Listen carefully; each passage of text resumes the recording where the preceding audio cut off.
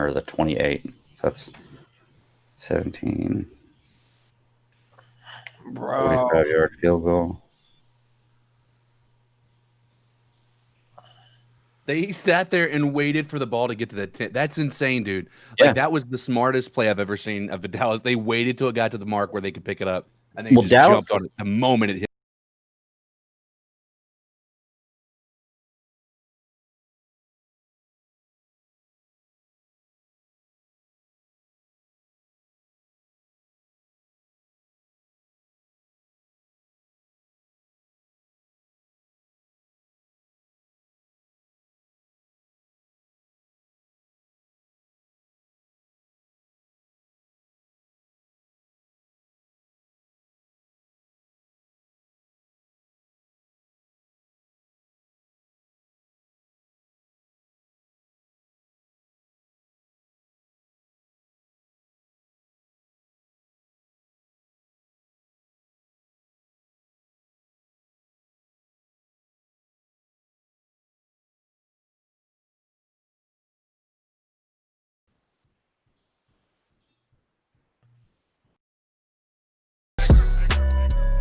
All right, what's the deal, Panther fans? It's your boy, the Professor, a.k.a. Tony Dunn. It's the C3 Panthers post-game show brought to you by Carolina Cat Chronicles, where every Sunday after the game, we chop up the latest Panthers news and opinion. I got to figure out what day, time, and what world it is. We're here for the post-game show. Guys, Cody Lashney in the house. How you doing, my friend? Tony Dunn, I am wonderful. I am happy. I have breath in my lungs. I am thankful for the day the Lord has made. And Tony Dunn, this too shall pass. For all of the Panther fans who are upset about another disappointing victory, we are here for your ass. And we are going to do it with the best Panther fans in all of YouTube. And we have some of our most faithful viewers in today. Joey the Blind Panther Esquivel, Lee Trotter, Underground West, Nirvash, P. Thomas, Tony Dunn. Ain't nothing to it but to do it, brother. Let's roll. The number's 252-228-5098. Thanks, Joey Riolano, for telling me that I had the ring, that it wasn't going straight to voicemail anymore. Go ahead and get in the show and involved in the longest-running Panthers podcast. And now we're really just kicking ass on this post-game show each and every week. Tough game today. The Panthers fall to the Tampa Bay Buccaneers. It was not a pretty one to start. It was an exciting one to end. But ultimately, many of the things that we expect to see with the Carolina Panthers were happening today. We've also got some of our homeboys in the house. Codizzle Allen, a.k.a. CK. What's up, man? You know, just living the dream, hanging out here in my suit of armor because I just this is where I'm comfortable. In your Codizzle bot land? Yeah, Codizzle bot suit of armor right here. You guys see I got my health, got my gun. I don't know if you guys can see it on stream here, but anyway, just after that first half, I was just like content. Like after that first half, I was just like, all right, it is what it is. We're gonna have this be our life for the next year.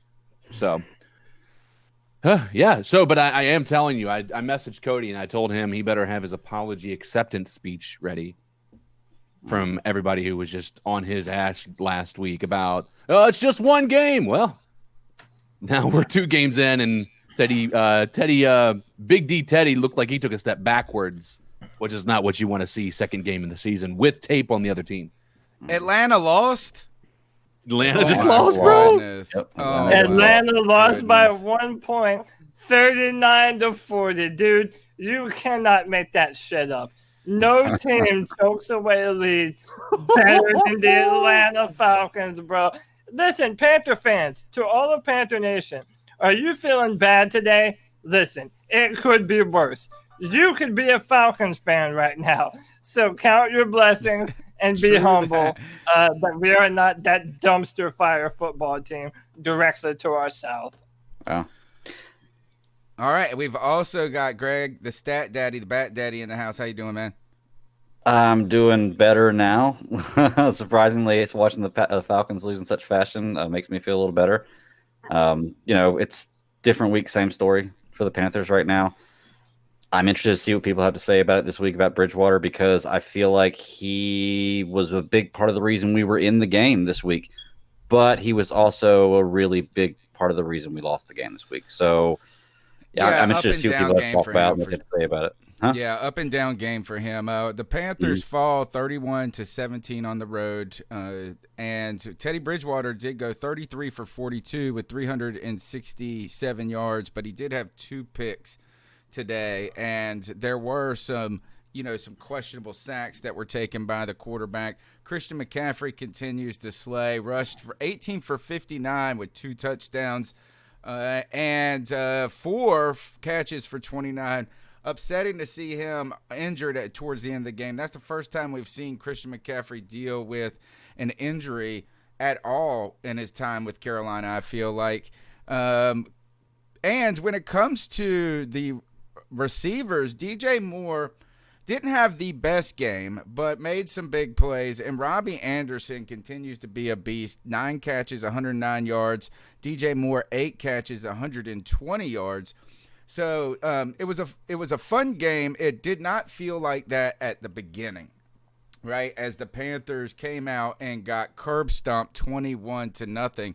And guys, I want to say this is that before we get into the show, we do need to remind you guys, you need to go to mybookie.ag if you want to get in your wagers when it comes to NFL football, basketball, baseball, whatever your pleasure is.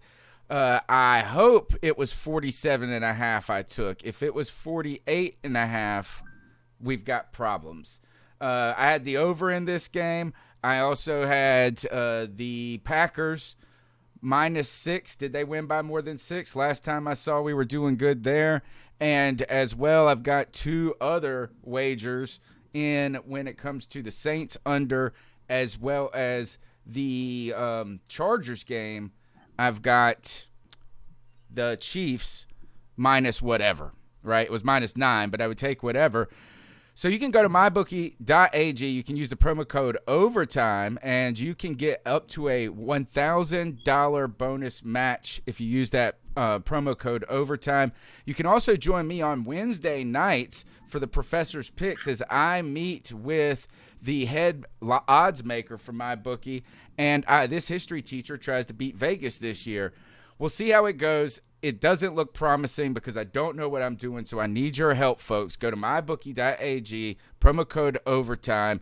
And, guys, when it comes to this game, let's talk about Christian McCaffrey. How severe do we believe this injury is? He was just sitting over there. It didn't seem like a big deal to me, but it was surprising enough to keep him off the field. I don't think they were going to be utilizing him as much anyway. I mean, we were already playing from behind. I think the game plan was going to be to get the ball out deeper, but when they weren't getting the separation deep, that's when Mike Davis was getting the call. I'm not going to jump into the panic mode with him.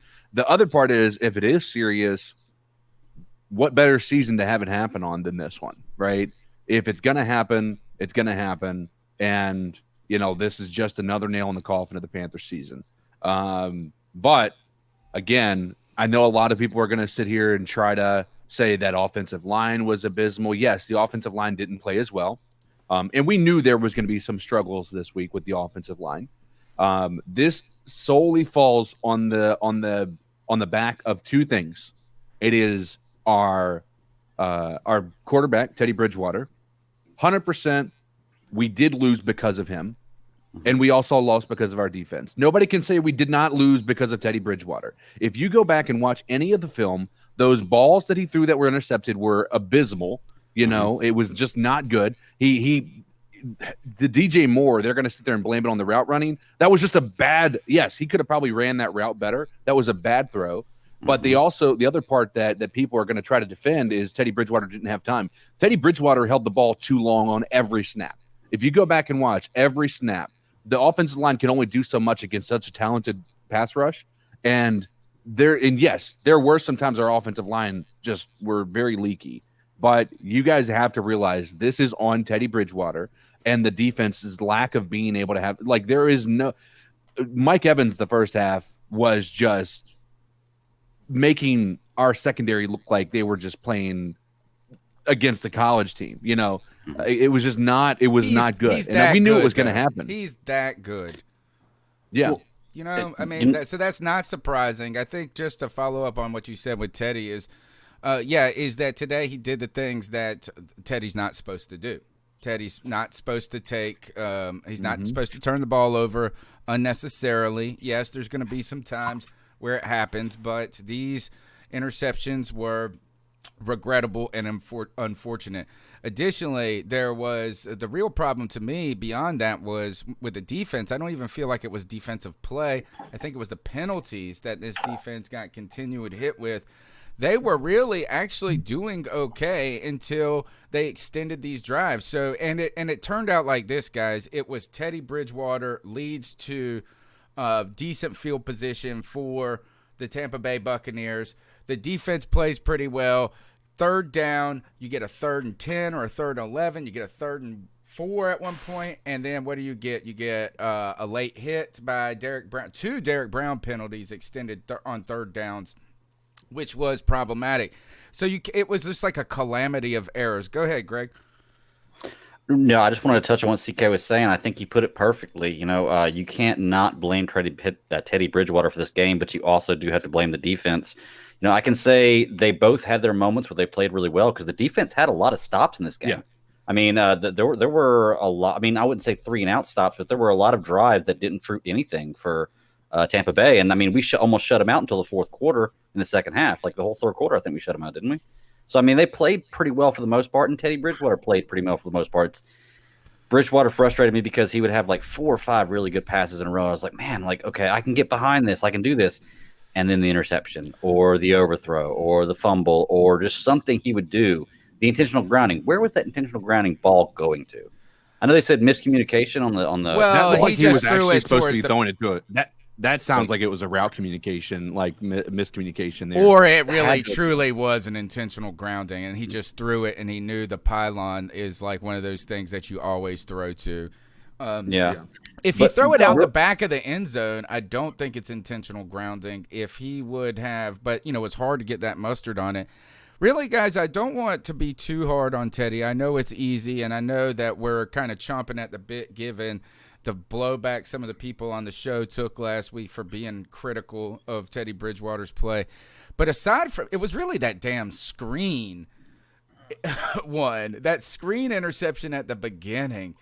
You're right, Greg. He shows moments where, look, is that he can do what we need him to do. I truly believe that. If they clean things up, we were pushing in this game to tie it up, hopefully, with the team that I believe is going to be in the Super Bowl, who has drastically underperformed this year, and against a very good defense. So just with that thought in mind, is Teddy Bridgewater's play – it was not good today, and it was certainly the reason that Tampa Bay put up so many points. But how bad truly was it? Well, let me illustrate something for everyone here. Our first true deep pass of the game didn't come until damn near the end of the third quarter. And I'm going to give credit where credit's due. At the end of the game, Teddy Bridgewater threw some really nice footballs. Mm-hmm. There was one point where he had a back shoulder throw. I believe it was to DJ Moore, and it was a pretty football. It was a great run route. Teddy Bridgewater was, he was throwing the football. But this is what I want to illuminate for everyone. The reason that you didn't see it until so late in the game is because they don't trust Teddy Bridgewater to do that all the time. They had to throw the football at the end of the game because we were down so much. We had no choice but to throw the football. We have seen in the play calling and how this offense is being run exactly what Joe Brady and Matt Rule think about our offense. They know that the only way we're going to be successful is if Teddy Bridgewater is able to dink and dunk around how he was when he was in New Orleans. But there's a fundamental flaw with that. We do not have the football team around Teddy Bridgewater that the New Orleans Saints had last year. We don't have their offensive line. We were missing players on the offensive line. It's hard to throw deep when your offensive line isn't going to be able to hold up. Exactly. And by the way, let's also say that we missed Dennis Daly out there. And him not being out there was a problem. The interior definitely suffered from that. Overall, our offensive line, they really didn't do a good job of giving Teddy a lot of time to throw the football to be able to do anything. But that was also our point. Moving from Cam Newton to Teddy Bridgewater, you have a quarterback that isn't going to be able to extend the play anymore. So the offensive line is even more important than it ever was. On top of that, the Tampa Bay defense, they were able to shut down Christian McCaffrey for the most part. We had a few good drives where he had 2 touchdowns, but this Tampa Bay defense isn't good at bottlenecking Christian McCaffrey. They did it last year. They opened the season doing pretty well against the Saints, actually, in the run game, and they did it again today. So we also see a problem where Derek Brown is a rookie NFL player who's learning how to play NFL football on the fly. So, no, I'm not going to come down on him and freak out about how bad he played, because he did play bad football today. He had a bunch of unnecessary penalties. He was bad on gap assignments. He did not play good football. But it's his second game in the NFL, and that's what you should have expected. And that's what people like me and Greg and other people have been saying forever now, that this is probably what this year was going to look like for Carolina. I do think we showed a lot of heart. There was a lot of drive at the end. We were in the game up until damn near the very end of the football game. But then the roster caught up to us, and then Leonard Fournette dealt a body blow, and that was the end of our game today. I think despite our talent, despite what we have around us, today wasn't a terrible day of football play until the end of the game, I feel. It was a terrible first half. Yeah, the second half was fine. Good. I got to disagree with some of these points. One, I think that this is largely Joe Brady's offensive style. And I think that that's what it's meant to be, is underneath, Christian, then deep, right? Is mid. Look at the type of receivers we have. You got, I don't know if this is a dink and dunk offense, but I don't think it is like Norv Turner's old Air Corel or whatever it was called, sending 4 down, lasering these things, right? So I don't see a lot of those like long crossing routes that we have with Turner that's trying to open up the deep route stuff. Now, I am not a play call offensive guru, but I think that Joe Brady's offense has been fine, right? And I don't think it's been hesitant to go deep. I don't think it's been I think it's been right on pace. The other thing I don't know how you can say that. But okay. Well, we put up 30 the first week, and we ended up, if we not turned the ball over today, we put up 17. We would have had more points. But you said they're not hesitant. Like, we didn't start throwing the football until the third quarter, really. Well, some of that also has to do with the team you're playing. One, you've got to establish the run before these guys so they cannot just pin their ears back and come after you. Two, I don't think, in many ways, I think Christian McCaffrey had a good day given the room he had. This guy, any other back in the league, would have had negative yards on today. He was able to turn 1 yard gains into 4 yard gains. He was able to turn negative 1 yard gains into 4 yard gains. Now, did he just smoke this team? No, but I think that this defense is one of the top defenses in the league too. So continuing to, just at some point, the other team has a part in what you can do as well, not just your team. The offensive line, I'm going to say, was not horrendous today. Could have been a lot better in run blocking. But, is that CMC earned every inch today on his own. That defense, we were able to. The problem was, even with our defense, they were on the field the whole time. So penalties did kill us. A couple of untimely turnovers killed us.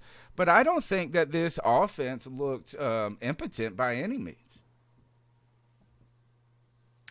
I don't know, man. I just think that if we had a just for example, right, Josh Allen or a bigger arm quarterback, a Patrick Mahomes, a Justin Herbert, whatever. If we had a bigger arm quarterback, I don't think that this is the same offense that we're looking at. And by the way, Joe Burrow doesn't have the biggest arm either, but they did have good receivers, and they were throwing the ball. I mean, they got aggressive. LSU's offense got aggressive last year. I think it's unfair to compare the Panthers, a team that has not won in millions of years, it feels like, to a national championship offense that was one of the greatest football teams in history. Well, what else do we have to compare it to? Duh. If I had a Lamborghini, I could go 9,000 miles an hour, but I've got a Pinto. But no, we don't. Have we not been saying all year that we actually have good offensive weapons? And you've been saying how Robbie Anderson's good. Yes, look, it's working. Here's the issue with the argument: is you're saying that you think the offense looked good, and I get we put up 0 points in the first half. Like any of the time, we would say it's not bad. I mean, you're trying to defend them on the optimistic side, and I get that, but we weren't good at scoring is what matters. And like you say, well, if they hadn't had this and they hadn't had this, well, that's great. If we just scored, if we hadn't turned the ball over, we would have done this. That still doesn't mean they were good. That's putting stuff into there that it's putting didn't happen. Nuts on. Yeah, you're right. Had we not turned it over, we would have scored. The fact that we turned it over means that we did bad. Like there's no other way to look at it. I feel like less potent Panther offenses with players that we liked even more in the past, and that's scored more points. I mean, like less getting shut out, like nothing less in the first half scoring. Kidding me. We can't say that what we have seen so far is the epitome of what a Joe Brady offense can be. One, again, I agree with that. I agree with that. Yeah, so 2 games. How many touchdowns does Bridgewater have? That's actually a good question. How many? None today. One. He has 1 touchdown in 2 games in his first 2 games. Christian McCaffrey got a lot though.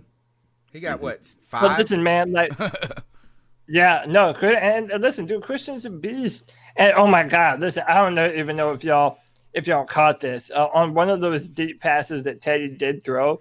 Christian McCaffrey put the block on Vita Vea, and dude just stonewalled him. Vita Vea is like 330 pounds. And Christian McCaffrey just said, "You ain't touching my fucking quarterback, bro." So, dude, I love CMC. I'm hoping that this injury isn't bad. Again, it's one of those things where Christian McCaffrey is such an important part of our offense. He's literally our offensive identity. Like, now that you don't have him, you're already seeing the inabilities of your quarterback. Now you expect him to do even more minus him. Like, did any of us know who Mike Davis was before today, or whoever the running back was that we were throwing to in the flat? I know Mike Davis only for one reason, and I actually didn't know he was until my friend reminded me. He played for South Carolina about in 2015 or 2016, and he had a 12-minute drive against the East Carolina Pirates as a running back. He is clock killing Corey Dillon. Right. A 12-minute drive. What does that even mean? I don't even know how that even happens. Greg, what I mean by this, though, is that the offense isn't bad, is that Teddy did not play well today, but the offensive line is better than average for us, or at least in our historically. We've shown that we got some fight in us when it comes off. We've got the best running back in the league. We've got Robbie Anderson. We've got DJ Moore. These guys are showing up. So I don't think the offense is bad. I think today turnovers and penalties hurt you, and you can't have that when you're not the superior team. We were very close to getting into winning this damn game or getting back into this game until What'd you guys think about we'll pause that. Let's go ahead. Let's jump into a couple of cat calls so we don't just go overboard. See what the fans got to say, and then we'll come back on what you guys be thinking about. Christian McCaffrey, 4th and 2 touchdown play, right? Wasn't it 4th and 2? Mm-hmm. As well 3rd and 3. I'm interested on the onside kick. I don't know if I like that choice there, but let's go to the cat calls. The number's 252-228-5098. What's going on, y'all? It's Darius from Raleigh. I'm talking to Cody on Twitter right now. Man, I've joined the dark side. Darius? I just suck it.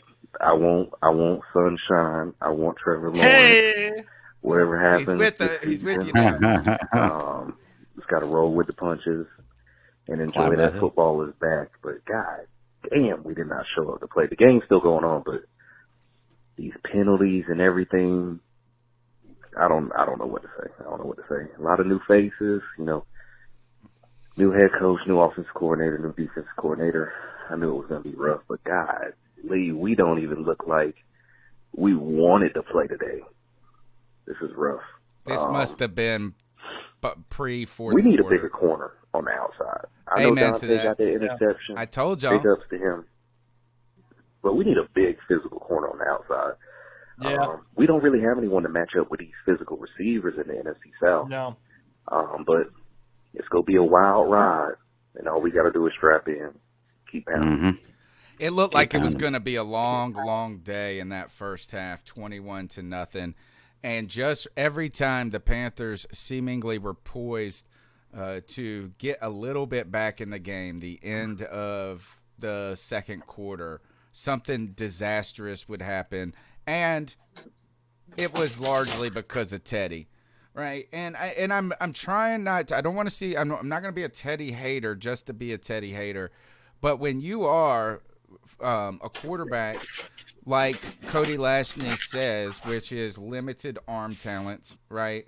When you don't have that elite level arm talent, you have to be you have to be a smarter quarterback. And that comes in taking sacks, like not taking sacks. That comes into throwing it away at the right times. And what we saw Teddy try to do was a little bit too much at times early in this game, I feel like. There were times where he felt the pressure and he still just decided to throw the ball, right? And that was the fumble. Was that the fumble one or do you guys remember that one where he's climbing the pocket and he tries to arm it? I don't know. Just knock the ball out. I do like his pocket presence, but if he is going to be what they said what we need him to be, he can't make these types of mistakes. It's just that simple. We cannot have 2 turnovers. Well, he can't really have any turnovers. You can't have more turnovers than touchdowns if you're a quarterback. By the way, shout out to Darius for mentioning how we need bigger cornerbacks. How about James Bradbury today balling out for the Giants? I think he had 2 interceptions, and we let him go. I know he went and snatched one of them. So, that was an incredible interception, by the way. Yeah, it really was. And, Tony, I'll give you this, man. You've been on this, I feel, the longest, that our cornerbacks are just too little. It's not – it's one thing if you have crazy hips and you're always jumping, making a play on the football. But in this division, man, when you're playing Mike Evans, like Tom Brady hit that back shoulder throw on Mike Evans, and there was just nothing that Dante could have done about it. He wasn't really even in bad alignment. Like he was close to Mike Evans, but dude, he just doesn't have the range to be able to be physical with those types of guys. And it's a problem, and I think it's going to continue to be a problem going forward. I mean, we are in one of the worst divisions in football for not being able to defend against the pass. We have not had, and even with James Bradbury, he still wasn't a guy that could play man and shut down one side of the field. No. And that's what you kind of need is you need in this league on a defense, I feel like you need an elite player at every level, right? And you need an elite player, I'd rather have 2 elite players on the defensive line and 1 in the secondary rather than one in the linebackers and stuff like that. But we haven't had an elite player in the secondary ever, right? I mean, by the way, Charles Herbert is actually starting, guys. Did you guys know that? Yeah, I said it earlier. Oh, I don't know if you heard. sorry, I didn't hear it. My bad. Let's go ahead and go to the next call. I think this is Darius. Darius from Raleigh again. Hey, if we score right here at the top of the fourth quarter, it's a game. I called in earlier. I'm still on the sunshine train, so don't worry, Cody. But we showing some fight, and I think the big sign of that is that Matt Rule hasn't lost his team. I know it's early, but hey, you can lose a team really early in the season. So I think that's a bright sign. He hasn't lost the team, and they're still willing to fight for him. So If we win, we win. If we lose, we lose. Keep pounding. I feel like pounding. we're getting a lot out of players that are really nobodies. When it comes to like our defensive, just think of our defensive front. You got these guys like Kerr, this Hamilton. What was his name? Is like Jefferson Hamilton. And he just came up from the practice squad. Right. Yeah, and these guys are producing. I thought today our run defense, and I'm sorry, Greg, because you're going to say ifs and buts. I know that Fournette run at the end really distorted the play that we had all game today, right? Is that we were not getting gashed as easily as we were the last week against the Las Vegas Raiders. And let's just briefly talk about that. What do you guys think you saw the coaching staff today? I want to say this is I agree with what Mark Schlereth was saying when it came to Joe Brady is he didn't panic as a play caller. I thought that was important. Down 21, you don't just all of a sudden start chunking it like crazy. Now, he did get more aggressive. You saw he had to pass the ball more, but I don't feel like it was like, oh, crap, panic mode from Joe Brady. Then the team comes out, did not find immediate success in the third quarter, but going into the fourth, a lot of fight in them. Where does that come from, guys? Is that a reflection, like Darius is saying, of the coaching staff? I think it has a little bit to do with that. Yeah, I mean, you gotta if the team he obviously hasn't lost the team like he was saying because they would have just given up 21-0 in Madden that you'd stop playing the game. You know, you'd skunked. I mean, and that's kind of what it felt like going into halftime. But you're right; they did have a lot of fight coming out towards the end, and the defense, like you said, the run defense, while it wasn't super impressive, it did look better than last week against two backs that I think a combination of these two backs is better than what we faced last week with just Jacobs. So I mean, I do see improvement there. But I agree with Caller. I don't think he's lost the team yet because you wouldn't have seen that fight otherwise. Yeah, I do not feel like the chat's been pointing out something too. Shaq Thompson has just been non-existent. I was thinking about that is that when they said that Tahir Whitehead was a captain, why I'm like is wondering it what's Shaq? happening.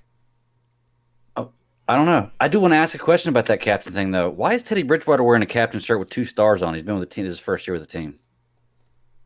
I have no idea. Honestly. I don't know what the stars mean. Yeah. The stars are how many years you've done it. You get the 4-star, a star for each year, and once you get to 4, it turns to. If you get to your 5th year, it turns to that gold C. Oh, you see the players wear. Man, that's so cool. Learn something. Yeah, but I don't know why he's wearing a 2-year captain patch. Yeah, I mean, listen, Shaq Thompson, he has not been good, and let's be real. For the past few years, we've been whelmed by Shaq Thompson. Yep. I mean, he's never done anything super special. I still remember him letting not wrapping up on Alvin Kamara at the goal line in the playoffs. I remember all that shit. And I think that it says something that we brought in Tahir Whitehead to middle back a 4-3 defense instead of the guy who has been on this team for 5 years now. And we paid. Played alongside Luke Kuechly, played alongside Thomas Davis, and it's like, dude, our second level is terrible. Leonard Fournette gashed 2 big runs today. I mean, 2 of them. And then the final one was to the house.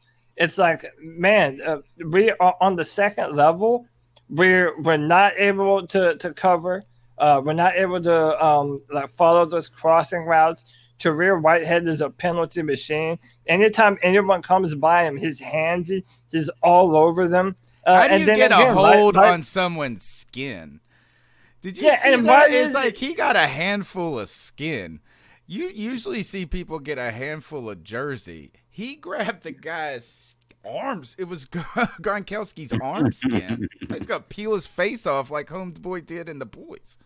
Oh, man, that was rough. And why is it that every time the Panthers are trying to rally, it's like you can almost depend on a stupid Tahir Whitehead penalty.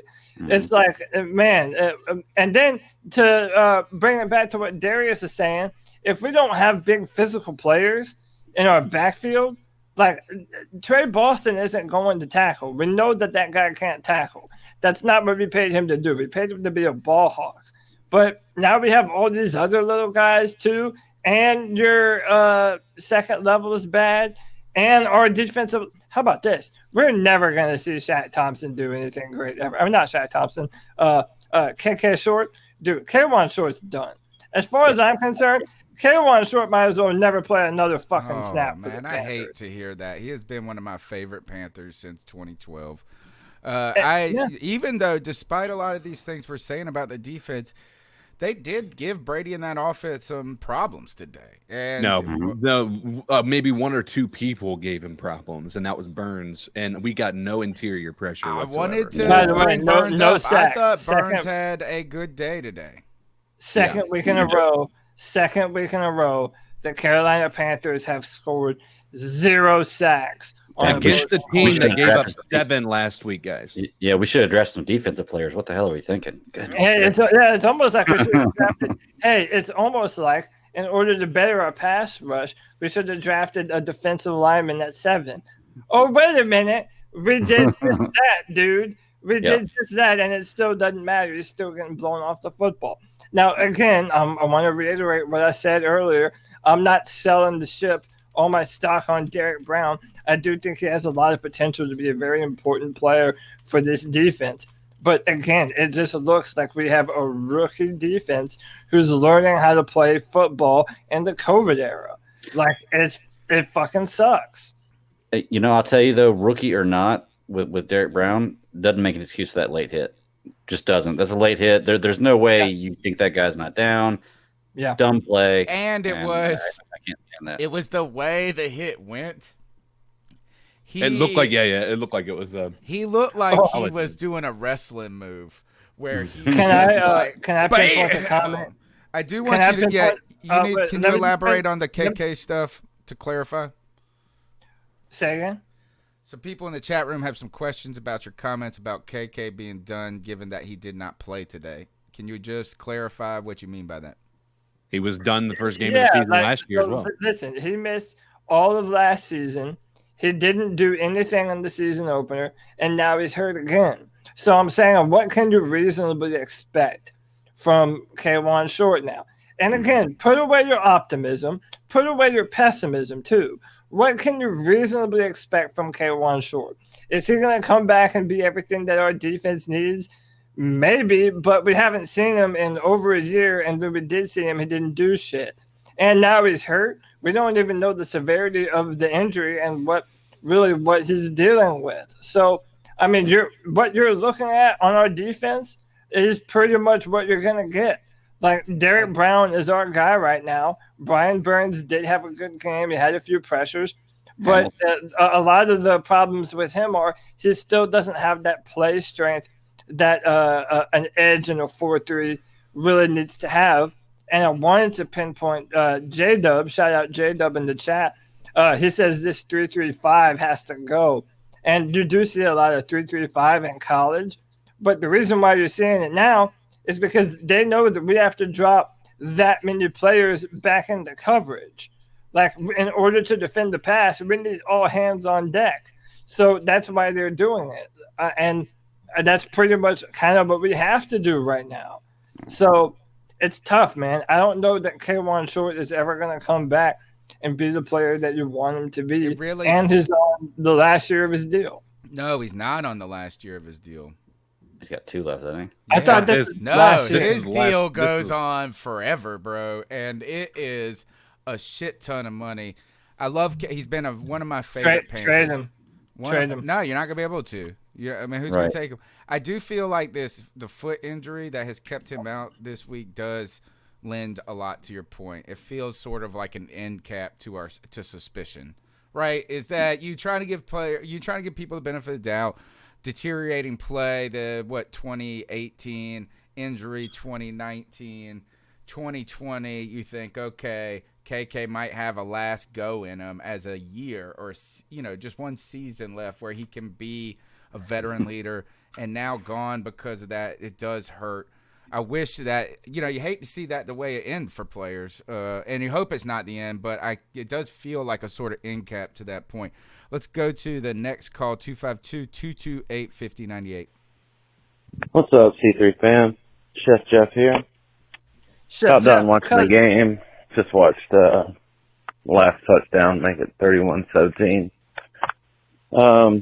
Yeah, like I said, not too upset like I was not last week because I honestly I want to tank for a good quarterback, and I don't see us getting better. I see the same old shit, especially from the defense. I mean, we don't even have a defense. Like we might as well just I don't know what to fucking do. We don't have a defense. We don't have a quarterback. I would like for them to be competitive. Honestly, they looked less competitive today. I know they made it look good there in the fourth quarter, but I don't know, man. This season goes right along with the 2020 year, I guess. Mm-hmm. Anyway, I feel that. I don't really have much to say other than that. I guess I feel like this we is can how look I would have forward sounded at the to halftime. the future. Some things do look good. I think some of the young guys on defense look good, and I think our offensive line is looking better than it did last year, which isn't saying much. That isn't that high of a bar, but I don't know, man. I know it's only 2 games in, but I don't know if we're moving in the right direction. I just don't feel like we are. Like I said, it's only 2 games, so what the fuck do I know? But I'll be listening. Keep pounding, guys. Keep pounding, man. I don't know if I feel that bad. I do feel like that was my feeling at the end of the first half. Is that once those turnovers, I was like, oh, God, this is what really was supposed to happen this season. It's going to be a long game. It's going to be a long season. They did bring some excitement at the end and some fight. Any reactions to Chef Jeff's call? So, yeah, let me go first, man. Let me talk to my cousin. Let me first say this, that there's been this thing going on our podcast and on Twitter for a few weeks now. And it's, what kind of Panther fan are you? Are you one of those winos that's crying that Cam Newton's gone? Oh, you miss Cam, wah. Move on. Teddy Bridgewater's the quarterback of this team, and we believe in him. And we're going to go and win football games. And you're all bad Panther fans. Well, were we bad Panther fans? Or did we just have realistic expectations about what this football team actually is? And I think that's exactly what I've been doing. I think that's what Greg's been doing. That's been what a lot of people have been doing. And listen, I'm not gonna come on here and lie every Sunday. I don't care if the Panthers lose every game this year, because I know there's a light at the end of this tunnel. But it might be train. It doesn't even have to be Trevor Lawrence. I would love Justin Fields on this football team. I would love Trey Lance on this football team. It's like this year is a rebuilding year. We have rookie players everywhere, and Teddy Bridgewater is who we thought he was. It's like everybody's got to start looking at the glass half full here, because if you're hoping that the Panthers are going to pull this out of their ass and come back and bounce back and be a good football team, one, I want some of whatever you're smoking, and number two, don't be upset and mad at us when we tell you that your feelings are going to get hurt in the process. Mm-hmm. Damn, Chargers just blocked the extra point. Jerks. Come on. Wow. Next call. Oh, wait, actually, go ahead if anybody's got any I other just want to touch on something real quick we were talking about before about people in the chat room defending KK, asking why Cody was saying he's done. If you're defending KK Short right now, you better have been a person defending Cam, because it sounds like a very, very similar situation, if you ask me. I don't think they were defending him as much as saying, why are you so determined, very conclusive about being done. Next call. I get that. What up, C3? It's your boy Mike. What's up, Mike? Lita, a.k.a. Supreme Leader. What's up, bro? So, not too surprised. It's what we expected this season.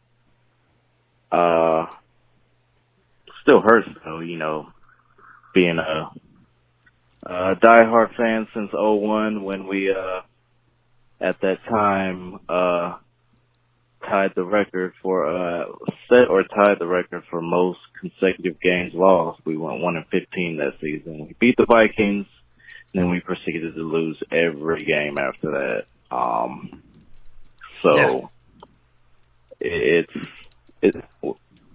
It's expected, but it hurts. I want my team to win.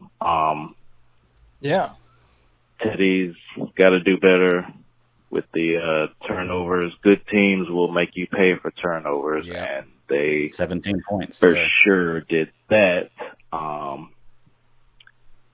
That defense is still a problem. That's why we drafted all defense. Gave up a lot of rushing touchdowns last season, and we just gave up 2 to Fournette. He had 12 rushes for over 100 yards. Had a big one at the end. The last one just plus yards again. But still, he similar ran to Robbie Anderson. Ridiculous. Brown was out there with some mental mistakes as far as penalties. I think both his penalties killed what would have been a third down stop. So, shout out to Rasul Douglas. Doing his thing out there. Dante Jackson had a pick. Corn Elder with a nice little pass. Looking all right. I'm so glad. Jeremy Chin. Everybody shits starting on at Corn linebacker. I guess they're going to try to convert him, eh? That's what it looks like. I ain't got no problem with that. What, considering how our defense is still struggling, how do you think the Panthers would look with had not Luke Kuechly retired? Ooh, interesting question. Would we be better? Would we still be as bad as we are? Tell me your thoughts on that. All right, boys. So, and the pride till I die. And that's it. If anyone else would like to go first, I'll offer it up to whoever. Listen, man, Luke Kuechly, even an older Luke Kuechly last year, who we were arguing about missing tackles and whatever, having that kind of intelligence and that kind of guy knowing and studying the opposing offense, you're always a better team with that guy on the field. And I'm telling you, we're hurting without him, because whenever you have, it's just like with Cam and Luke. We can have the same conversation for both of them. When you have an athlete that's capable of doing so much, and they do it every season, and it's like these things become routine to you as a fan. Oh, yeah, Luke is going to be there, and he's going to slap Derek Brown on the ass, and he'll get into the big gap where he's actually supposed to be and stop the run. Like, we don't have that this year.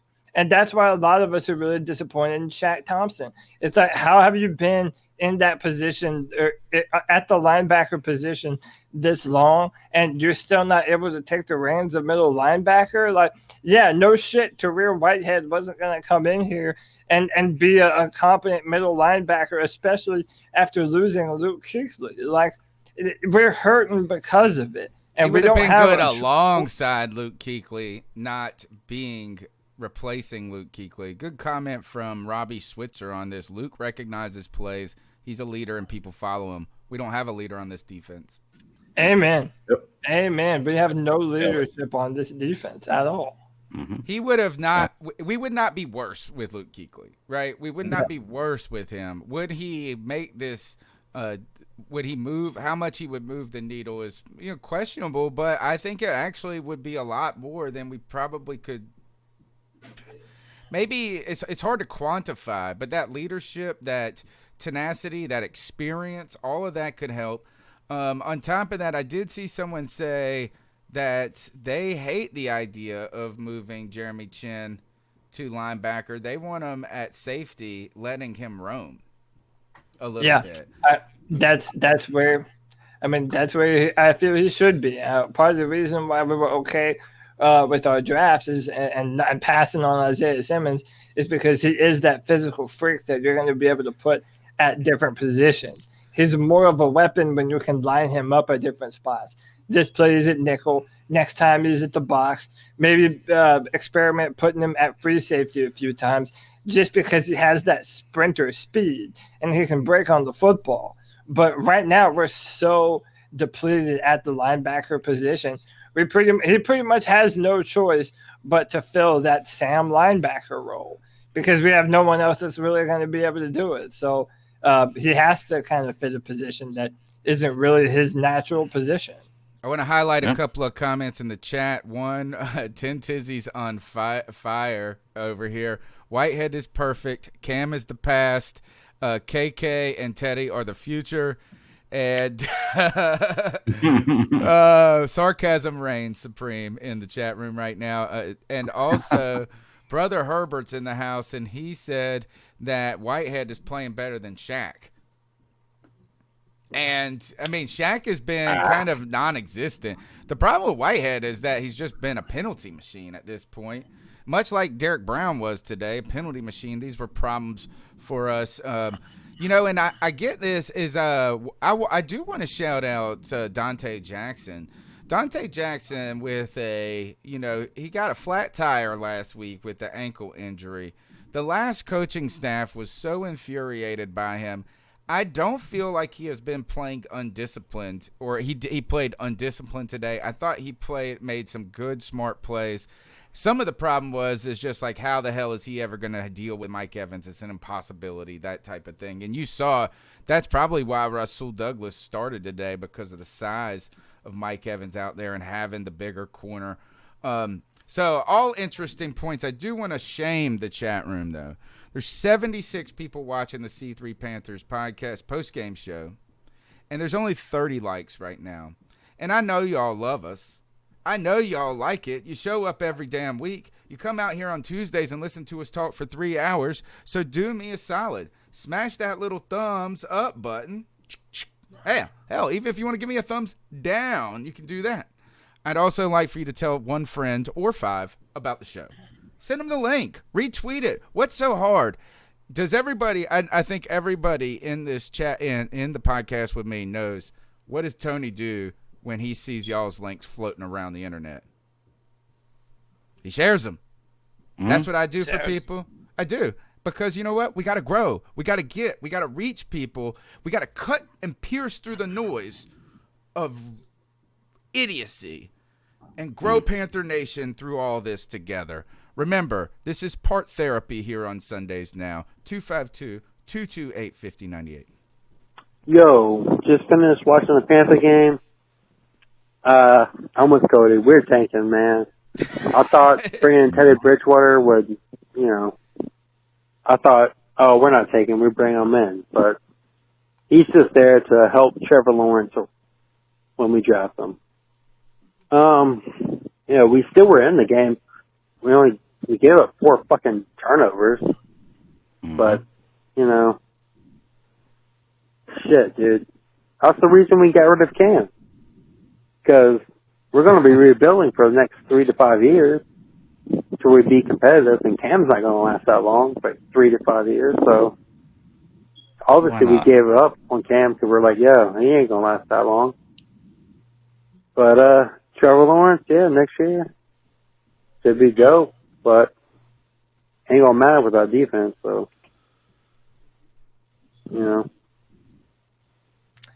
I hear you, those man. Panthers, I guess.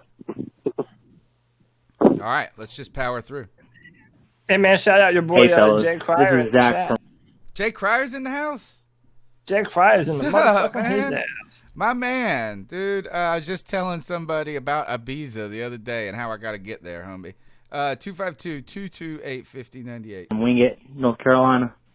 I just want to say that no matter how this game went and turned out, I really appreciate the fight from the team. Starting 21-0 is a hard thing to bounce back from, and I know 0-2 is tough, but even though I'm an Alabama fan, I'm fine with this in our pursuit for Trevor Lawrence. I saw a lot of good and a lot of bad in this game, but I feel like we made a lot of progress since the last game, to be honest with you. I even think that Teddy played exceptionally well. For all things considered, he had a ton of pressure in his face, and I thought he did what he could to carry this team. But I hate that C-Mac went out, but I think that it was honestly precautionary for the rest of the season, and Matt Rule honestly had no intention of winning this game, and also risking the $65 million man. That's just my thoughts, you know what I mean? And I think Curtis Samuel needs to step it up, because I saw him a couple times on runs, but not many catches, and I think if he don't pick something up soon, he's going to be out of here next season. But hey, I love the podcast, and keep pounding, my friends, and your thoughts. Have a good day, guys. Bye. I think that it comes somewhere in between that caller. The appropriate assessment of Teddy Bridgewater falls somewhere in the middle between that caller and this comment in the chat room from Jeremy Simpson. To be real, you couldn't tell a difference between Kyle Allen and Teddy. I think that goes a little far. I think that's too far. Did y'all see my tweet on Twitter? I put, man, Kyle Allen got it tan this summer. Yeah. I don't know why he's wearing those gloves, though. Wrong. I think that Teddy Bridgewater goes through his reads more, and he does. He is more active at the line. He knows the game a little bit more. I feel like he looks pretty comfortable at times, and he's not panicking a lot. I think he's fine. I think he's been playing fine, except for this. He made 3 or 4 boneheaded plays today that we would have seen Cam arguably make at times too, right? Take a sack when he shouldn't have, right? Try to make a little bit more out of something. That fumble was him trying to do more than he could at that point. Mm-hmm. The real problem was this, is that if you were going to be competitive in this game, you can't play from behind against a team that's got Tom Brady in it. And when you turn the ball over unnecessarily with that screen pass, that pretty much just sealed the deal from the beginning, right? Mm-hmm. Because we were moving the ball competently. You're like, oh, man, this is going to be a good game. I'm definitely going to get over in this shit. Nope. That screen pass, and haven't we seen Cam do something similar to that? It not be the same exact mistake. Cam would have either just thrown it at the guy right in front of him or thrown it 40 yards downfield. I don't know what Teddy was doing on that screen pass. Good news, though, today. And good news, Sly was perfect. Mm-hmm. Right? Yeah, he's something. He's something. He made all his extra points. And I think Robbie Anderson has some fight in him, or is a good player. I'm trying to think of some other things that stuck out to me. Anything else from that call right there? Oh, I agree 100% now that you guys pointed it out about the Christian McCaffrey being precautionary with that. Is that, look, are you really going to win? Now you're down 14 or whatever, or this and that. Let Christian, let's not make it worse. Mm-hmm. And I don't know if the old staff would have necessarily done that.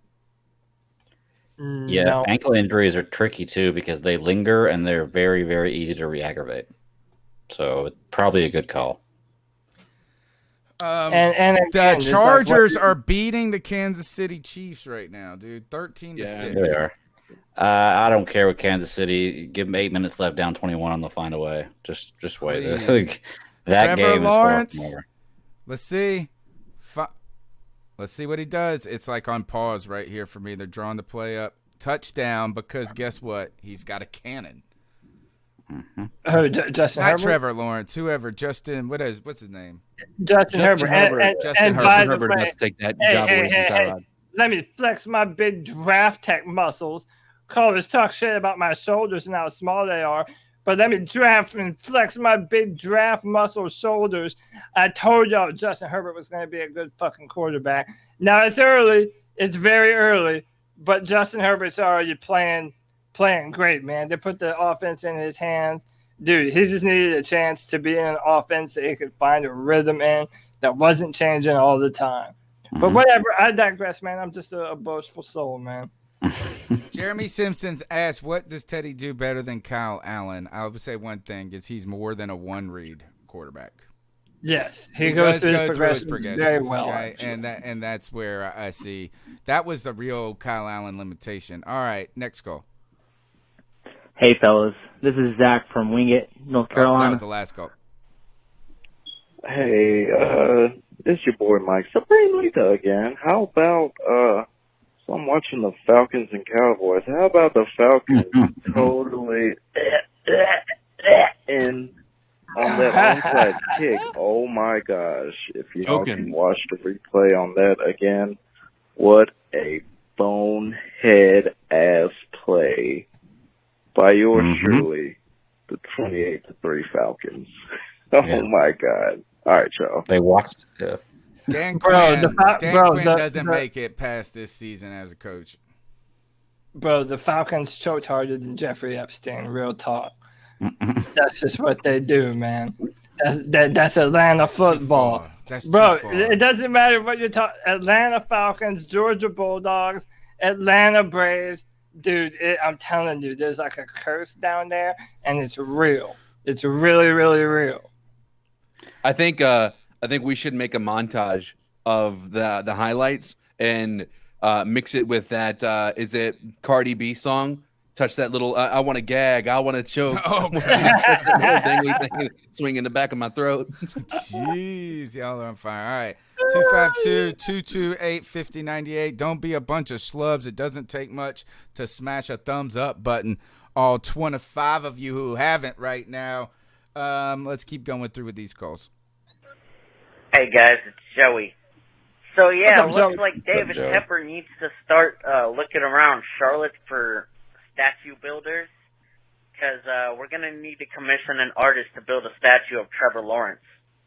Might as well get a head start on that process, because it looks like he's coming to town, and if he doesn't do good, well, we'll just do what we did with the statue of Jerry Richardson, probably throw it in the Catawba River.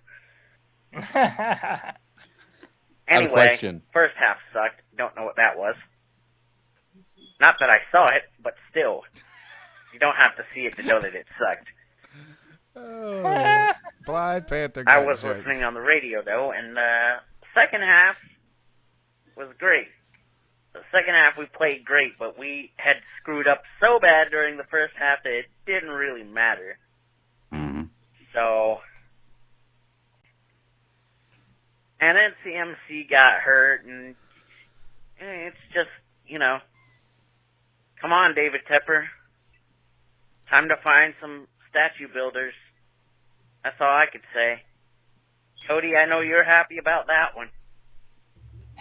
Anyway, I didn't know Panthers lived in tanks, but I guess a species called the Carolina Panther does reside in tanks.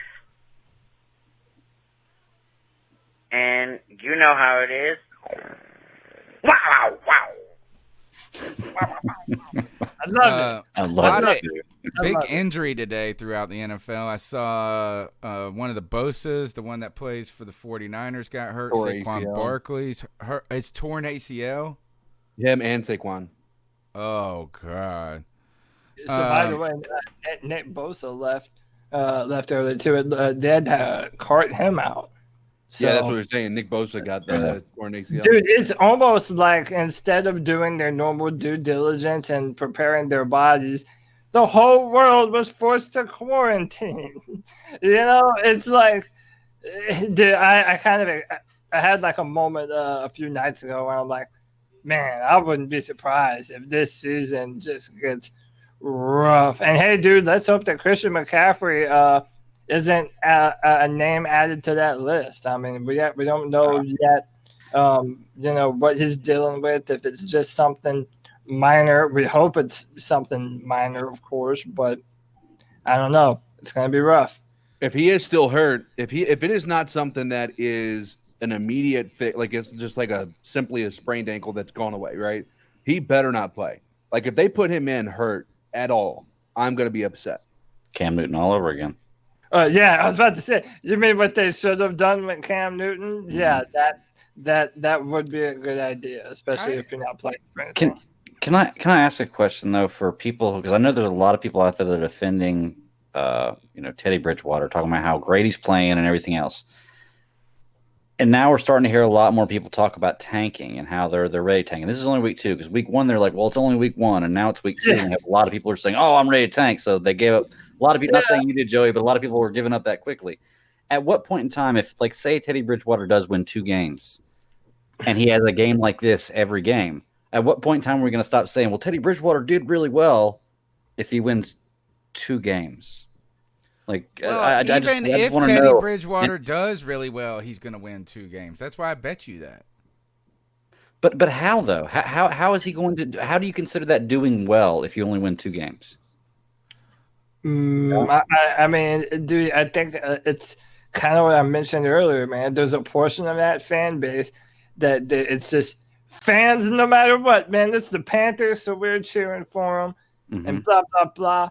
But whatever, man. Like, so many of us got shit on Brandon Herbert for defending Cam Newton at every single turn, which I felt like we were both very fair on Cam Newton. But can I make another prediction real quick while it's on the front of my mind?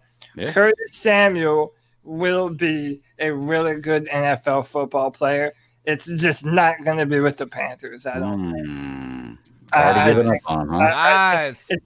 They're not using him. They're using him in the most like ridiculous ways. And maybe you he's try to just give not- him. Maybe he's not better than Robbie Anderson or DJ Moore. Well, but hey, listen, it's a possibility. But also, I you're kind of right feel there, like Greg. feel like Curtis is a little dejected because he knows that he's on another team with another quarterback that can't utilize his skill set the way it needs to be. Curtis Samuel is a deep threat. Curtis Samuel should be hauling ass down the field on go routes like Tyreek Hill. That's the kind of receiver that he is. And we just don't have a reliable quarterback to be able to get him that ball. So this is the last year of his deal.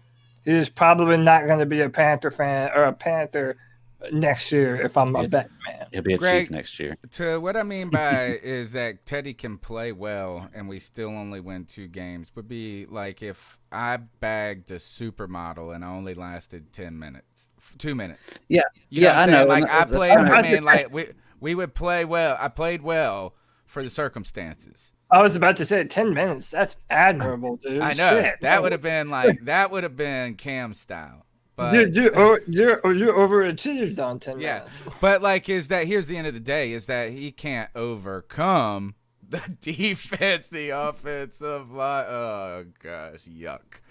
Bad jokes all around. Justin Herbert says you're fair, just blind. He said you're not fair, you're just blind. Okay. Cool. I'm blind. Yeah, I'm always right. Everybody wants to call. Brandon Herbert wants to cuss me out. I'm wrong. I'm stupid. I'm inflammatory. And then I end up being right, just like I was James about Bradbury. Ron. James Bradbury, big day today. Justin Herbert. Hey guys, Yeah. Joey. Oh, let's see. Next call. Oh, God, where do I even start? One, I'm thankful, I'm grateful, I'm appreciative. I'm very grateful that I can be upset about a Panthers loss because that is so much better than being upset that we couldn't have a football season at all. So I'll take that moral victory. But, dear God, where do I start with this team? I don't know. I don't have 5 on it anymore. Okay, Big Cat? I don't have 5 on anything that has to do with Teddy Blandwater or boring as shitwater or Mr. Mediocre. I want to see PJ Walker. I know I'm the only person that watched the XFL, but dude, I watched that Houston team and that was some exciting football to watch. I know, again, it was the XFL, but for God's sakes, we're 2 games into this now, and I'm done with Teddy backup. Let me see. I mean, if we're just going to tank, or if we're going to have a crappy season, I want to see PJ Walker. I don't want to see Will Greer until he cuts that damn hair, because that's just ridiculous. You look like crap, Will Greer. I'm just joking. Anyway, the clock management was ridiculous. I mean, if we've got a 30-year-old up there in the booth who grew up playing Madden, should he not know that he's got 2 timeouts? I mean, and The I don't know. 2-minute warning was a problem today. I want to see some excitement. I want to see P.J. Walker and all the way through the rest of the season. And maybe that'll get you your long-haired golden boy quarterback from Clemson. I mean, maybe P.J. Walker will suck. But he was exciting as hell in the XFL. Go Panthers. Go Panthers. What are the odds that Bridgewater gets sat for Walker? Let's just say we're 0-9. Or is there any chance he gets sat for Bridgewater gets sat? I mean, I don't know, man. Like at that point, I kind of think you just run that train into the ground. I mean, you paid the man. It's like, again, I don't know how much we're going to hear it now, how much we're going to hear it today or in the next coming days. But you can't get mad at us for continuing to bring up Cam Newton, because at the end of the day, the Carolina Panthers made a financial decision that Teddy Bridgewater was going to be the quarterback of this team over the quarterback that they already had on contract for another year. And another thing I put out on Twitter, think of how loyal Cam Newton is. He was willing to come back this year on this football team. Let me tell you, this was not going to be a victory for us today if Cam Newton was on the football team. Like, Cam would have made it better, a lot better, but still, man, like, this is not a good football team. It was a team that was rebuilding, and he was willing to come back on the last year of his deal with no guaranteed money to his name. And yet, this is how the Panthers choose to replace him with this fucking guy? Come on, dude. Well, Bridgewater's on pace for 8 touchdowns and 24 turnovers this year. So, I mean, things are looking up. Yeah, just after 2 games. Yeah. Well, Cam would be on pace for 0 touchdowns, but like 9,000 rushing touchdowns at this point. Well, still 7 points. Trended I'll out. take it. We're passing 7 points. You know, Yeah. I wonder, this is something we hadn't thought of, and I feel like it's not right, but is there any sense that we would have been too good with Cam and that potentially this is a way to tank with Teddy? No, I don't know. mean, if they wanted to do that, Kyle would have been the go-to. Yeah, I agree. Why like put that 3-year contract on the board with that guaranteed money and then hurt us from a cap perspective next year or the year after if our intentions are really to go with a quarterback next year?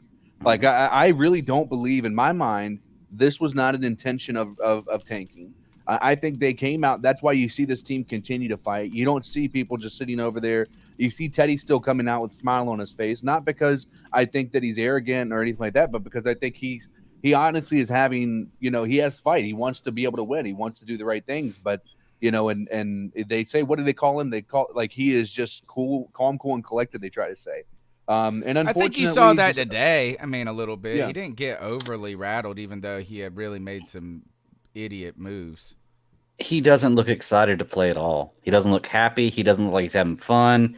He looks like he is so bored and somewhat scared out there. He's poised, but he's not having fun. Like, I never see. Well, I only see a smile on his face when the game is indefinitely a loss and he's walking on the field. I don't think he's as bad as you guys making out, but I understand that Teddy today was largely the cause of us not being able to compete.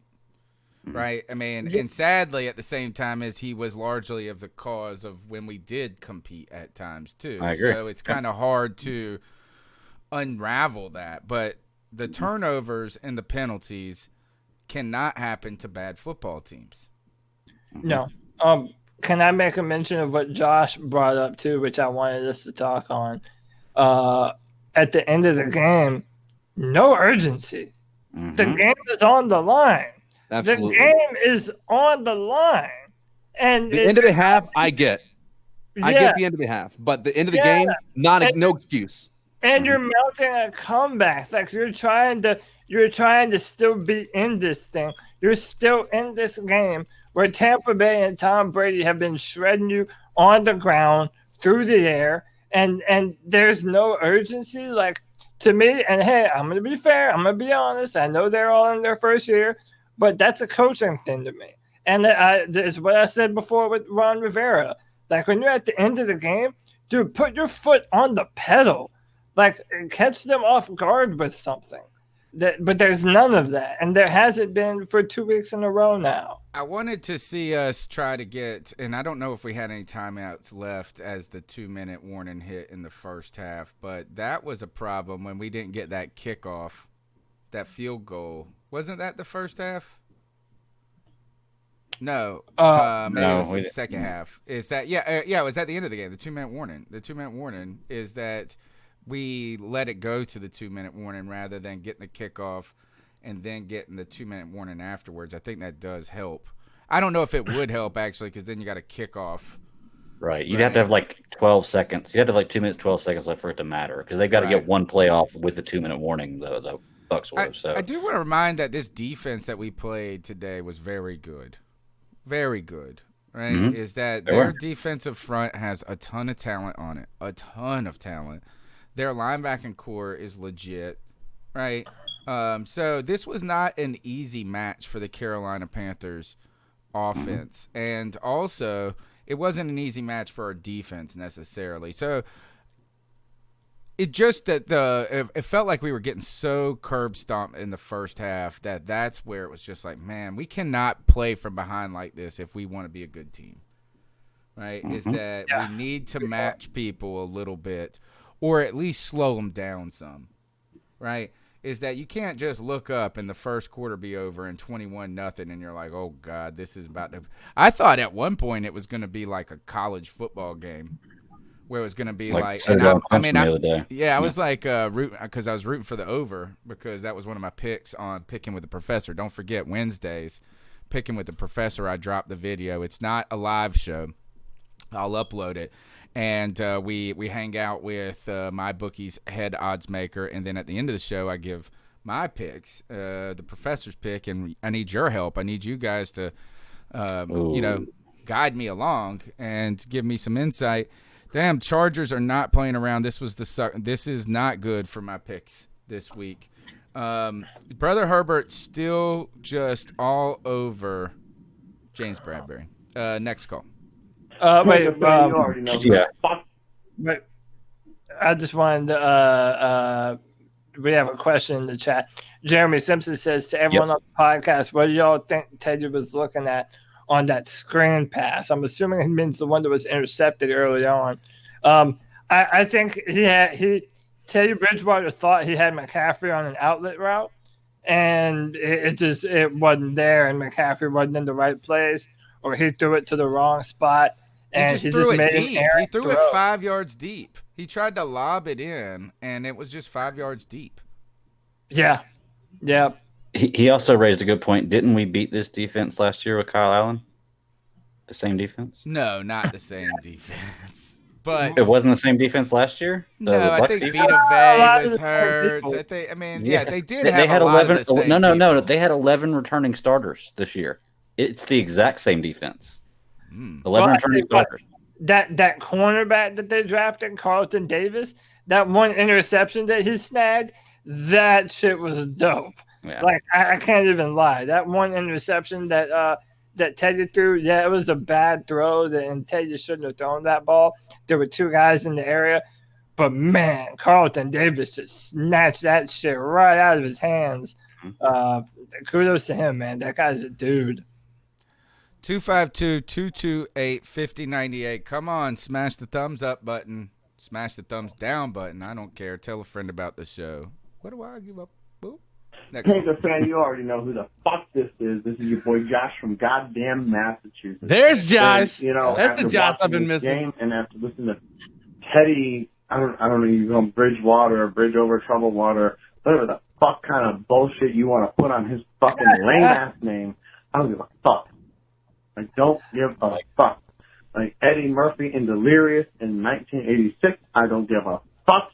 You can take your kids and take this Bigfoot motherfucking shit and get the fuck out of my town. This is bullshit.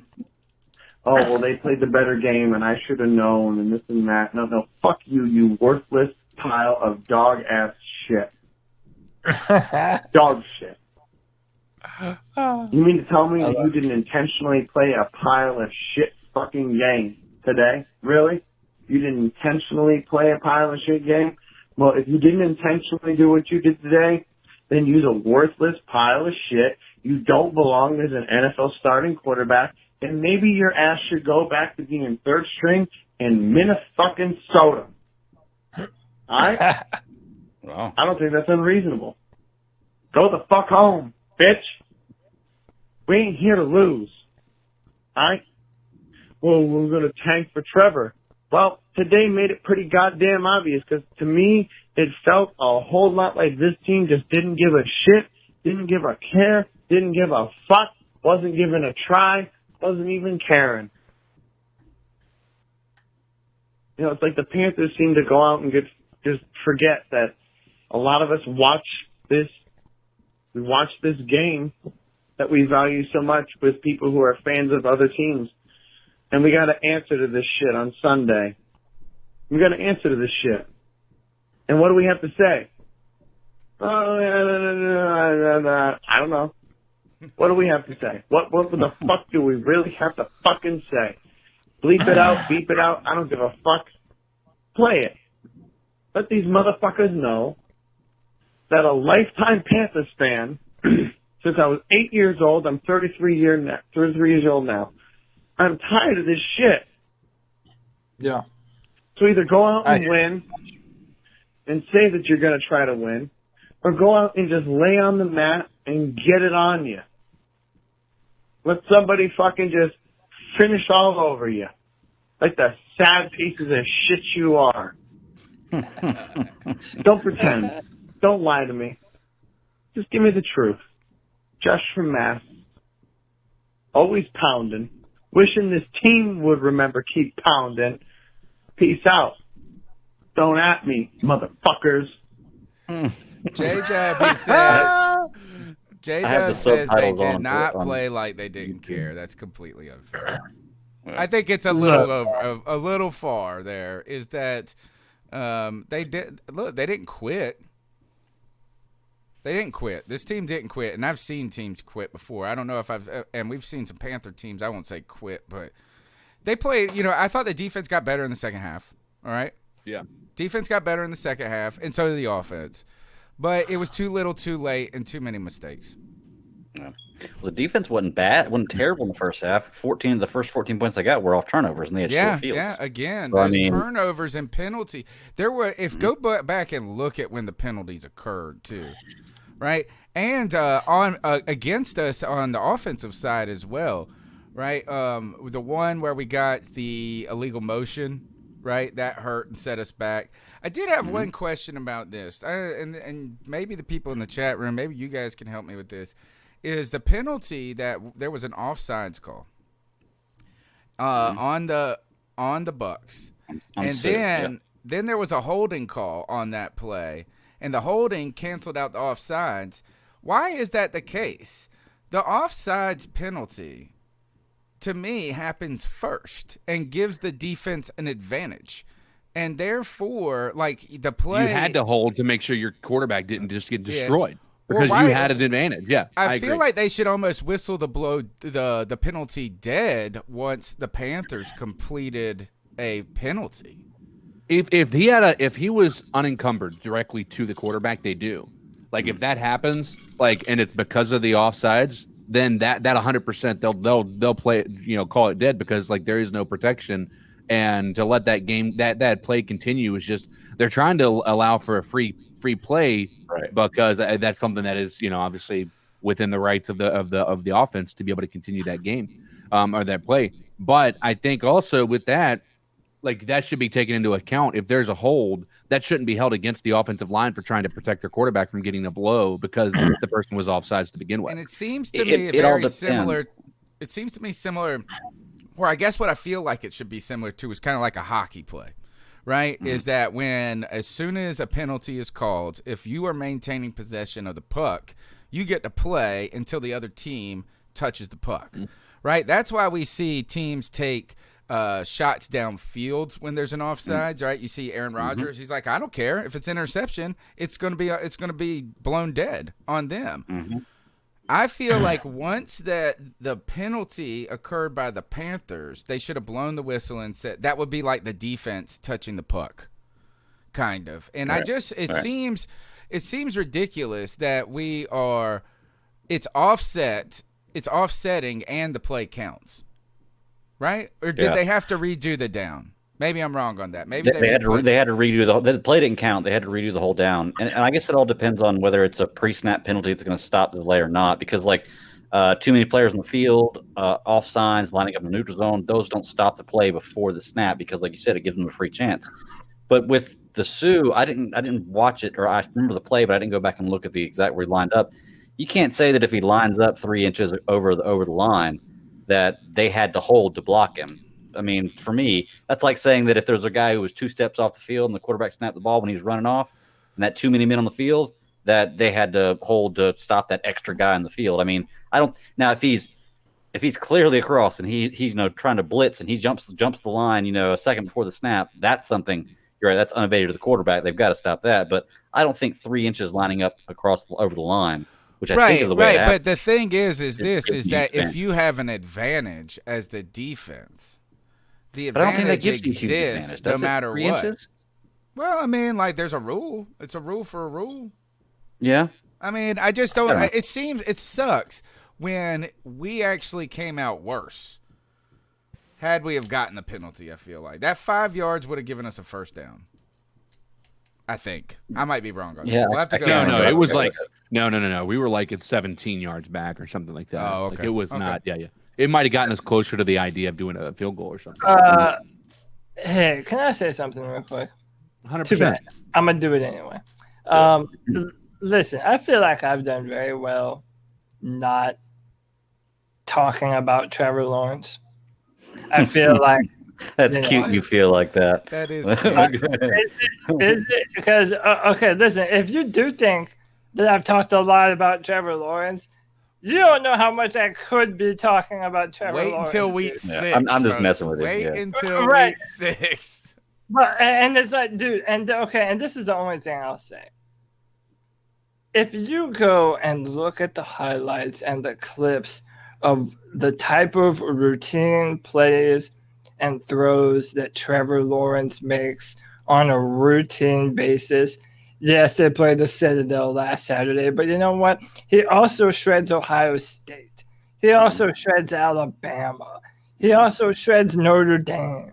I don't understand how you could look at a player like that and be like, Nah, I think not. I think I'd rather just let I want the Panthers to win a few more games and not have a shot at a player like that.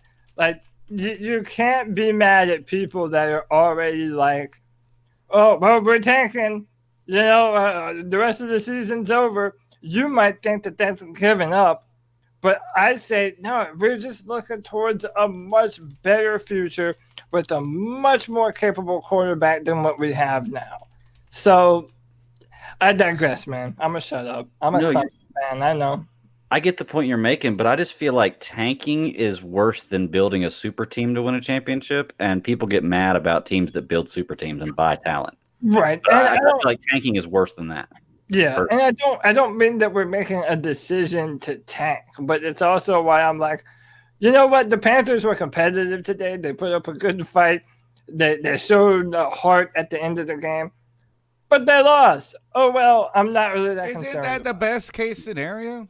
Again, what we want to see is a team that gets better from week to week. Now, I know it's hard to say that we got better when the quarterback play became more erratic in the sort, but I would say some of the wide receiver play, DJ Moore kind of reasserted himself. Even after in the beginning of the game, I was starting to worry about DJ not making some of the tough catches, that slant catch, pass. There's some different ones, and they weren't easy catches by any means, but you wanted him to come out and be a dog and be the dog that we want him to be and the one that maybe Steve Smith says he isn't. But we did. I feel like the Panthers defense improved today, right? As they were put in some tough spots. So I think if this defense would have been last week's defense, they would have put up 50 on us. And I thought that Joe Brady continued to show what you guys have been saying about him. I thought Joe Brady was brilliant in this game, particularly that pitch shovel pass to McCaffrey. just a good play call after changing it up and giving that look like you're throwing it towards the pylon. So I see, and on top of that is that we want games that are watchable as a Panthers team fan base if it's going to be this long of a season, right? Imagine if this game would have ended like it did at the first half. This would be freaking miserable. But right now we kind of got a lot of good things, right? We got progress. We got the loss if you were rooting for the Trevor Lawrence lottery. And we got an entertaining game against it. And we also didn't let a division team completely off a hook. I saw Bucs fans tweeting like, oh my God, if we find a way to lose this game. And so we even made them sweat a little bit for a little while. But we're not good enough right now. We're not experienced enough. And we're going to have to land in this offseason. I'm thinking this is that you get Trevor Lawrence and then you go and you get a player or two in free agency, and all of a sudden the team's a lot better really fast. A lot better really fast. Line if you get Trevor Lawrence. Yeah, you can build on your offensive line, and you have a coach who's in his second year who, everywhere he's been, he's always better in his second and then better in his third. Like, there has never been a better time to rebuild. There's never been a better time to be a bad football team. And I'll even go the next step. If we lose the next 3 or 4, I mean, we don't really even have very many pieces on our team, but I'm shopping KK around. Who knows what we'll get for him? But you're shopping Curtis Samuel, right? Yeah, he's in the final year of yeah. his deal. I mean, like you could. Yeah.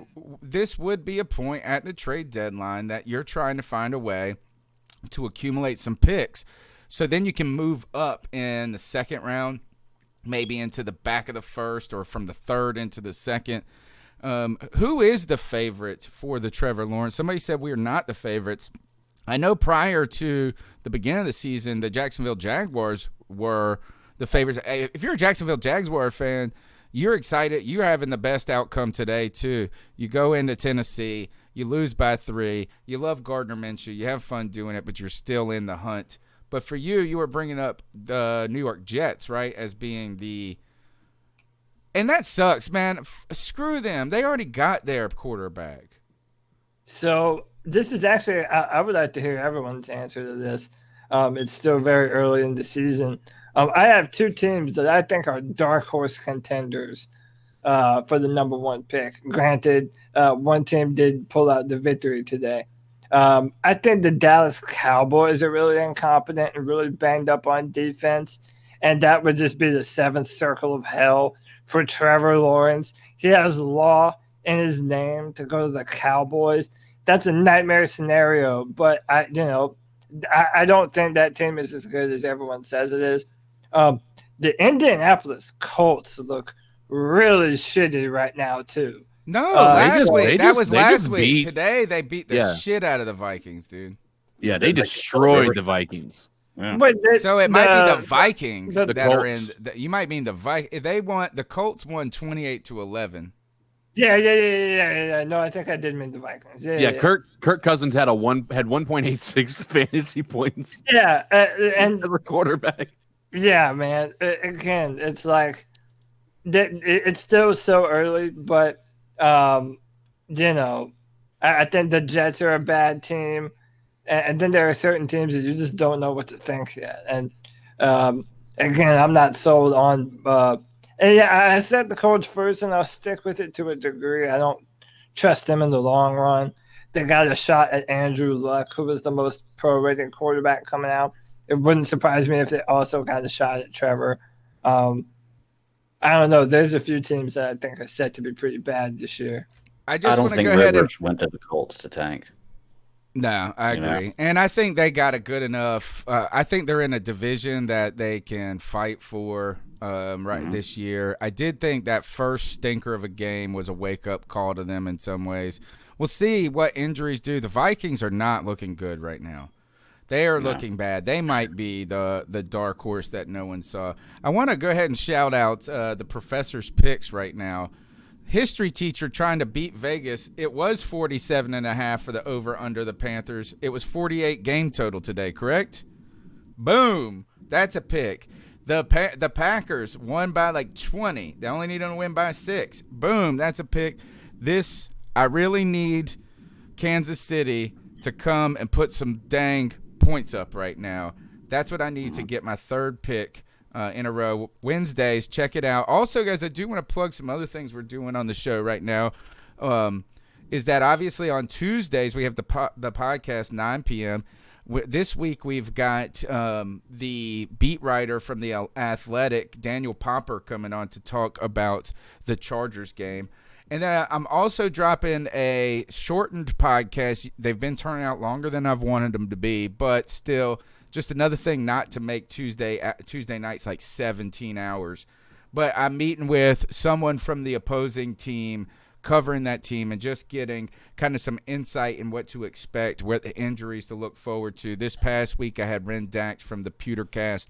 So look for those, and then the professor's picks coming out on Wednesdays. The number's 252-228-5098. Smash the thumbs up button, subscribe, hit the bell notification so you don't miss the number one rated fan content, or at least I keep saying to myself that this is the number one fan Panthers podcast in the world. But maybe that's just because I want it to be. But no, we got the greatest fans on YouTube, as Cody Lashney always says. Let's go on to the next call. What's going on, C3 Nation? It's your boy Jay Anderson. Hey, man. What's up, Jay? Are we still in 2019 or something? Like, hey, man, I expected this, man. It seems like the defense don't play with no kind of heart. They're not competing. I mean, Tampa, it's not like Tampa Bay was scoring. Tampa Bay offense was just they were not doing anything. We just gave them, we just gave them the ball. We just gave them the ball. We just gave up that touchdown with Fournette, man. It just looked bad. It looked bad in like 2010 bad. At least when in the 2011 season, the boys did compete, even though a lot of guys was out on defense. But they still competed, man. This team ain't competing. Only McCaffrey is competing. I know people gonna see the passing yards of 367. But if anybody been watching that game, they know that number. It tells us a different story. I mean, that brings up two questions I got. All right, y'all hold it down. 1.1 question. Robbie Anderson that deep pass got me excited, right? When Robbie Anderson hit that, and then it was only to like the 49, that made me sad. It was like, I thought it was so much farther. It was like a long pass. We must have been pushed back deep. And also, why did Dante Jackson run out of bounds on the interception? Because he's 5'10", 150 pounds, soaking wet, and he didn't want to get annihilated. I think he could have worked for some more yards down there at the end.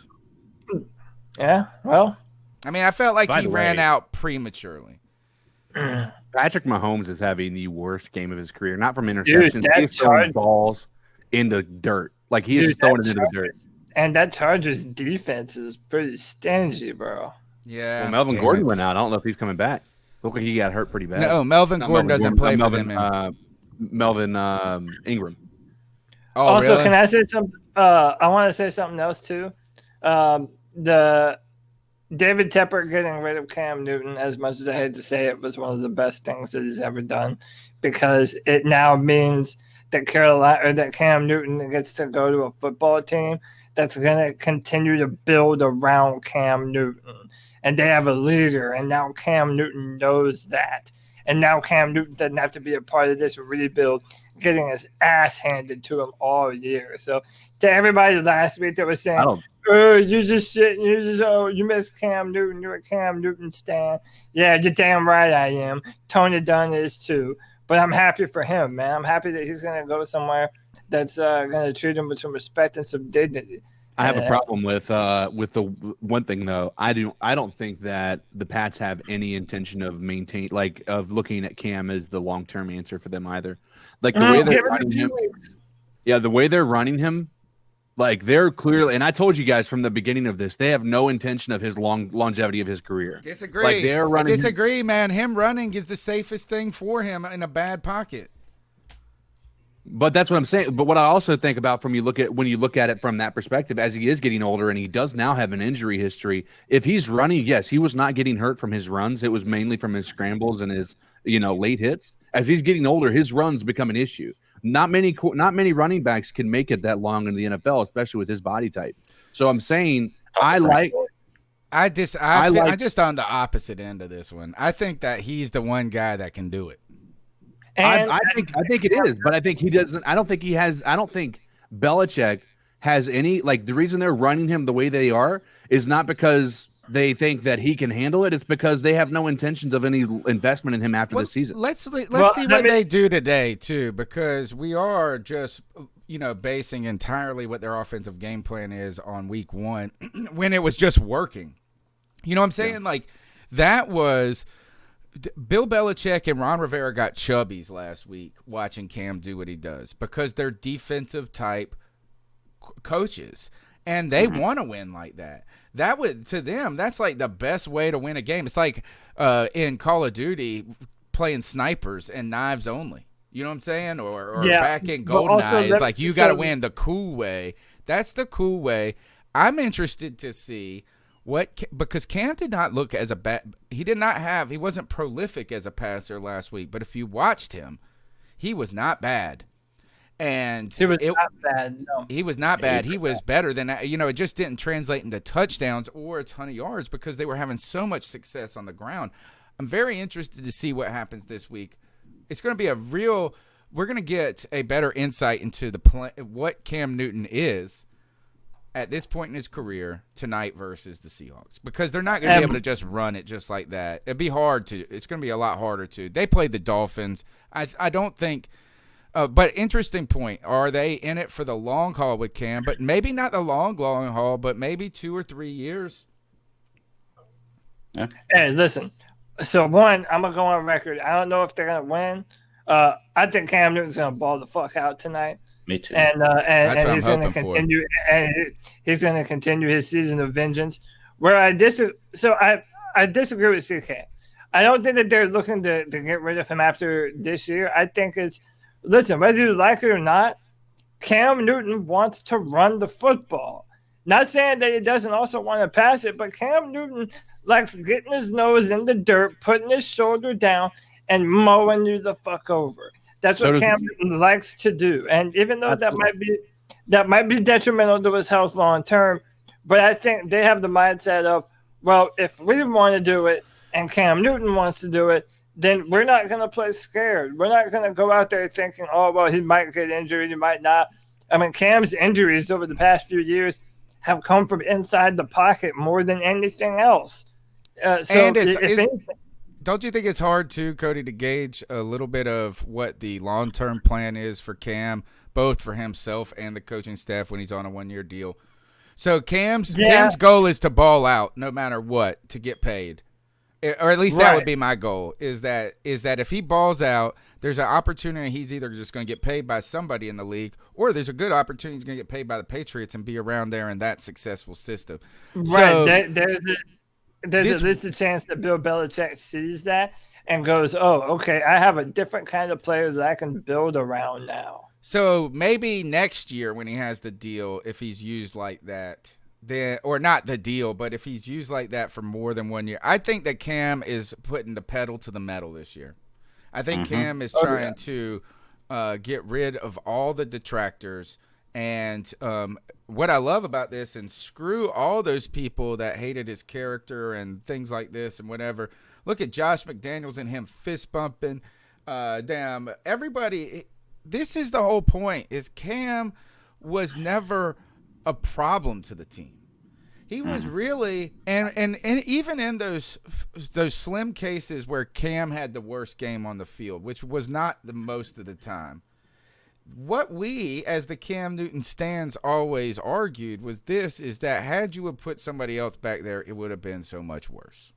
Mm-hmm. Like the Panthers got away with criminal actions when it comes to their offensive line for the last decade because of Cam Newton. And you got to wonder, too, is that criminality following Dave Gettleman to New York?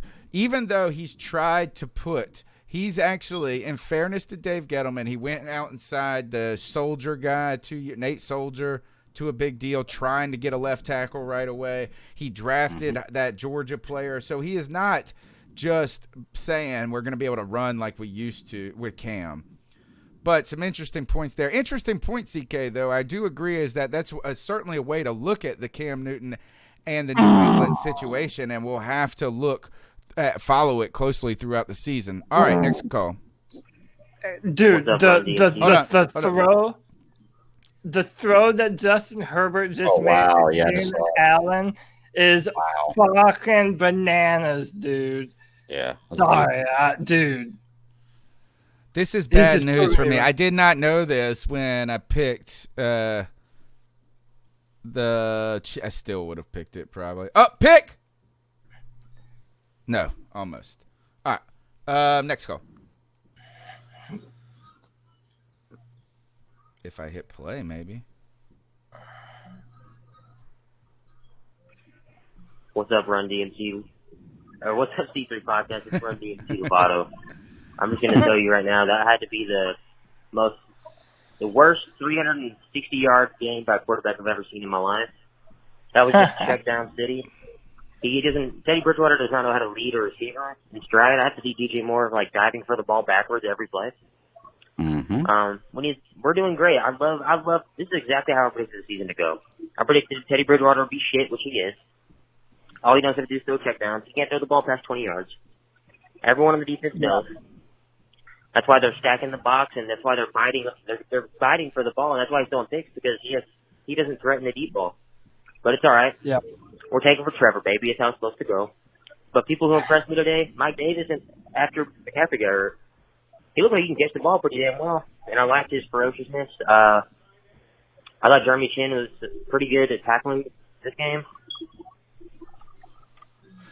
Who else impressed me? Robbie Anderson did pretty well. That was the most quietest 100-yard receiving game by DJ Moore I've ever seen in my life. 100 yards. He got 100-plus yards, and that was the most quietest 100-yard receiving game I've ever seen. But overall, I'm happy.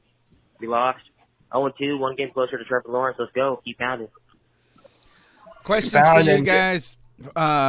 Jeremy Chin reminds me of the fourth down, the fake punt. What did you guys think of that call? I almost just wanted him to go for it on fourth down rather than faking it. I even put in the chat when the game was going on, they need to go for it on this down, and they lined up with the punt. And I almost knew it was coming. I think the Bucs did too. It was so obvious. There's no reason you don't go for it there. You're down 21. You're in no man's land at the 40-yard line. Pick a play. Don't go for a fake punt up the middle. That's kind of how I felt. Terrible call, I think. And also, we haven't mentioned this too. How about the onside kick?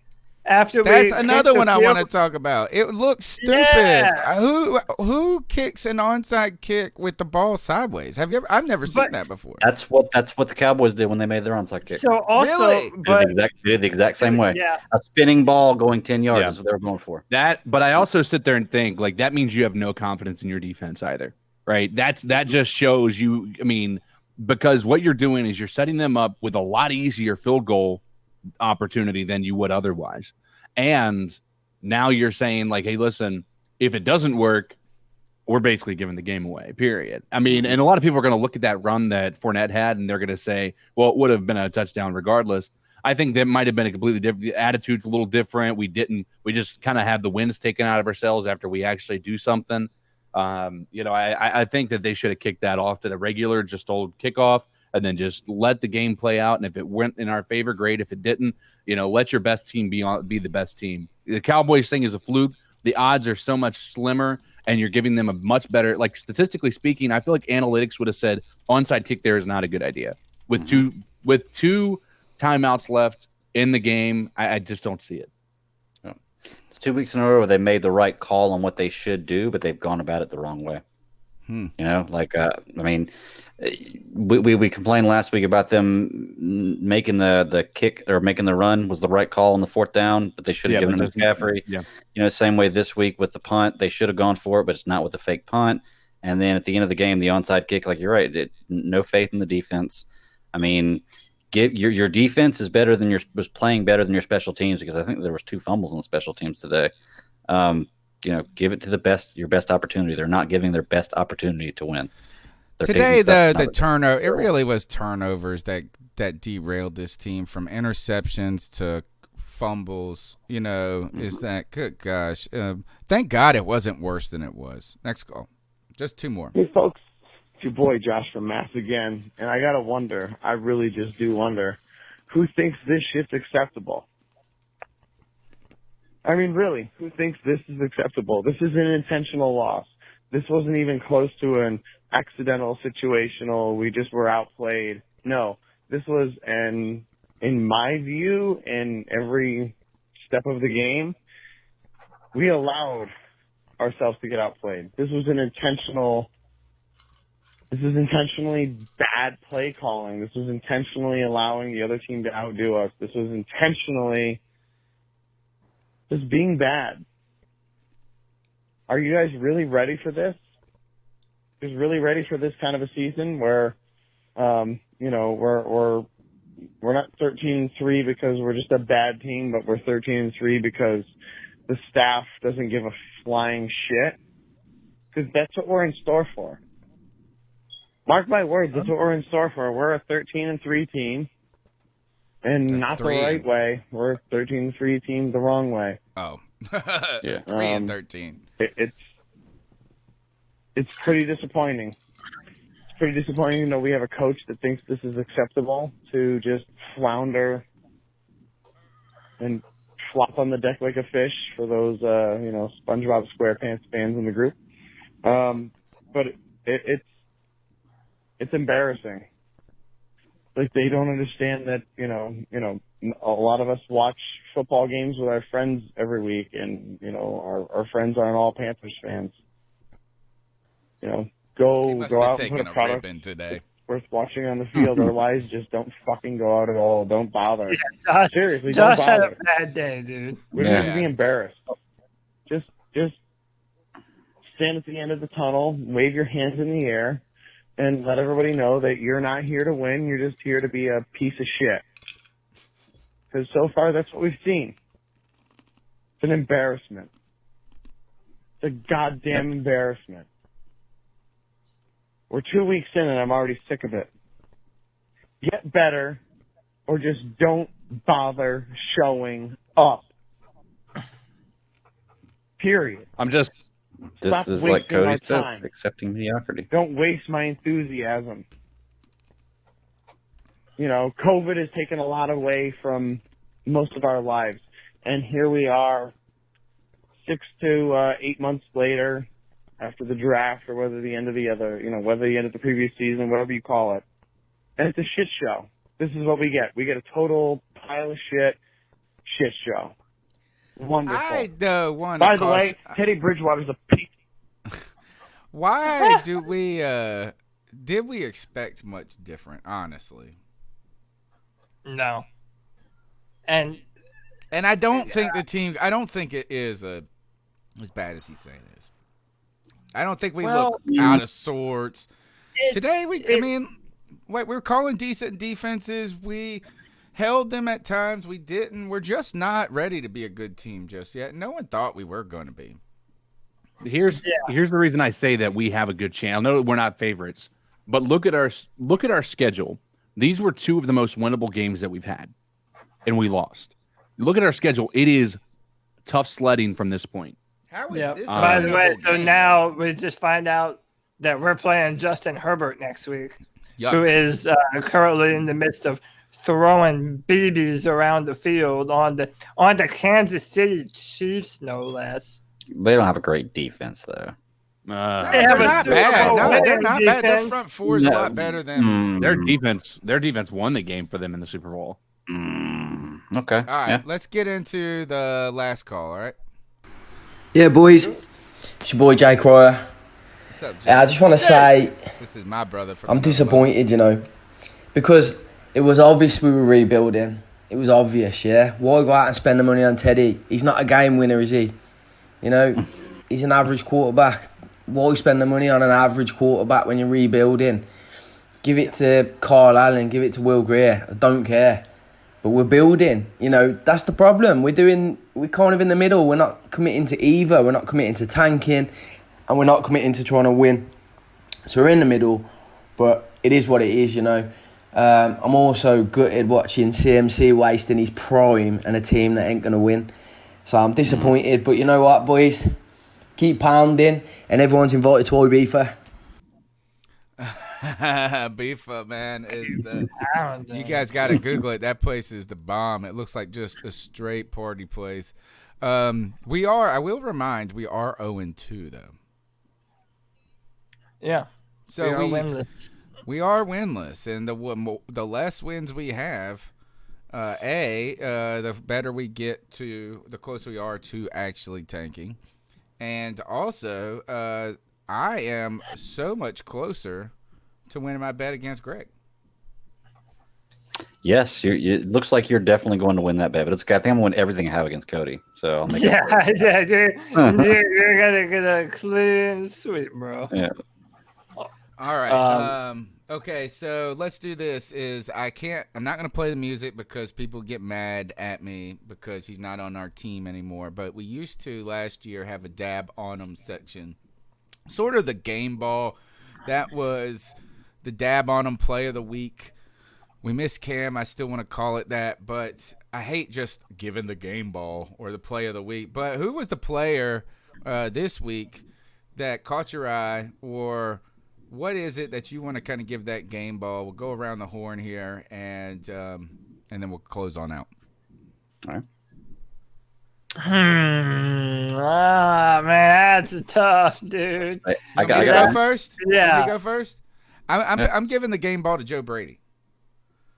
All right, that's a good that I have been cautiously optimistic about Joe Brady. Right? Is that I just don't want to get overly excited.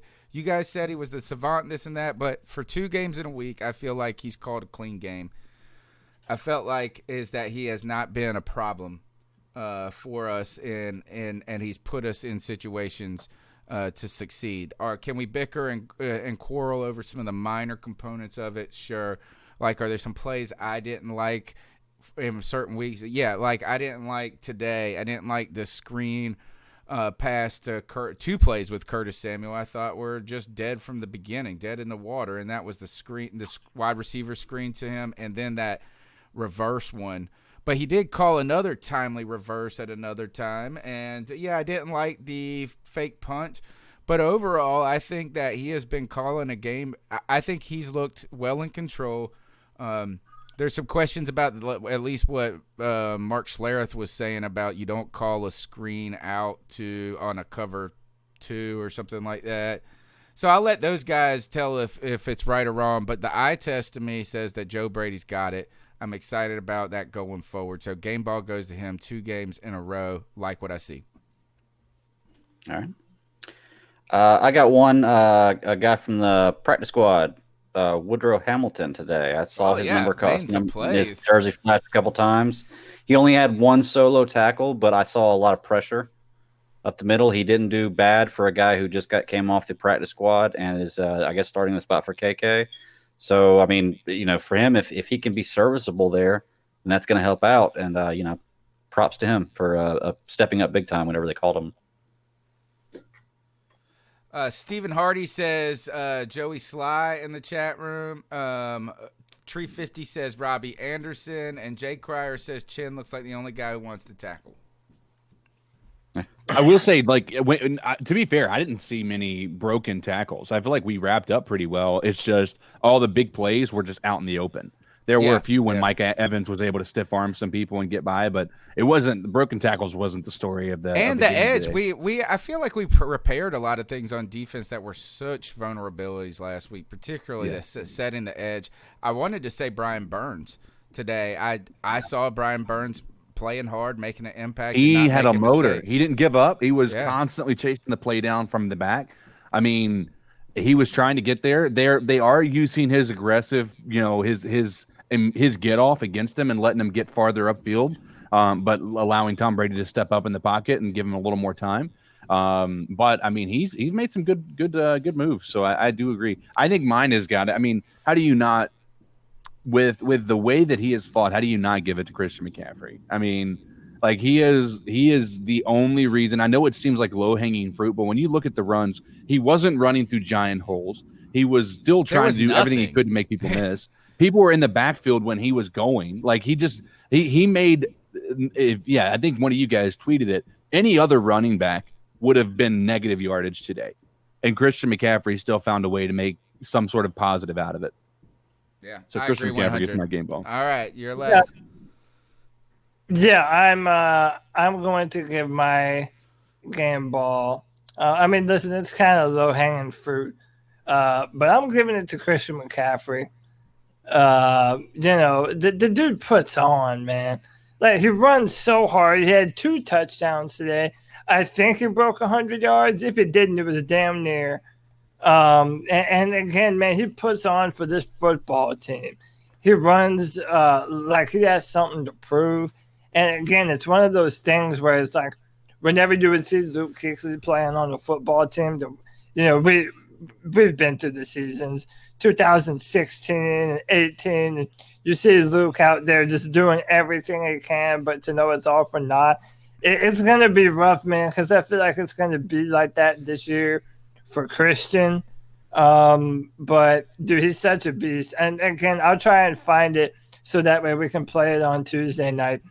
Dude, Christian McCaffrey stonewalled Vita Vea on a pass block, man. Ultimate team player. You're not going to believe this. You're not going to believe this. He only had 59 yards rushing. Really had 59 while I made it was not good. And he only had 29 receiving. Dude. Which I think don't you only need 60 and Mike 60 Davis had every game to break receptions for 74 yards. Oh, by the way, can I also make a way too early prediction? Kyler Murray's winning MVP this year, bro. Dude, he looks good, bro. What's going on? Tell me, he had one because I interception. got DeAndre Hopkins on my fantasy team. Am I happy? I haven't looked at the scores yet. I was last week. You will be happy, yes. But dude, Kyler Murray is doing and is capable of doing everything that Lamar Jackson did last year. And dare I say, he's a better thrower of the football than Lamar. Although Lamar has been balling passing the football too. Yeah, yeah. But dude, Kyler Murray, I think he's winning MVP this year. But we'll see. All right. That's the C3 Panthers post-game show. We're here Tuesday night, 9 p.m. You can find us on YouTube. We're on Twitter at @cat_chronicles. Find all of our podcasts on iTunes, TuneIn, Stitcher, Spotify. I'm going to Amazon Podcasts very soon, about to submit there. And also, don't forget Professor's Picks on Wednesday and on Thursday/Friday, depending on how long I want to let the picks run on the podcast feed. We're going to be doing scouting, kind of scouting report, scouting whatever team. So this week it's going to be scouting the Chargers with Chargers Chat Podcast. And, guys, I know you guys got a lot of stuff going on. Really excited by the PS5 release. You had Joe and I just in there jumping for joy. We saw the games we wanted to see that PS5 is delivering. And the Cripple Connection, rolling strong, covering video games. They can find that on your YouTube channel, correct? Yeah, you can find that on my YouTube channel, Cody Lashley, but you can also Google Cripple Connection Podcast on YouTube and we'll pop up. We react to all the latest news and going-ons of the video game industry, and we're following this console war that we've got going on. I'm also still writing for DraftTech.com as the analyst for the Carolina Panthers and the Houston Texans, and you can find me on Twitter at Cody Lack, CODYLAC. Hey, Panther fans, before I go, it's going to be a long season, man.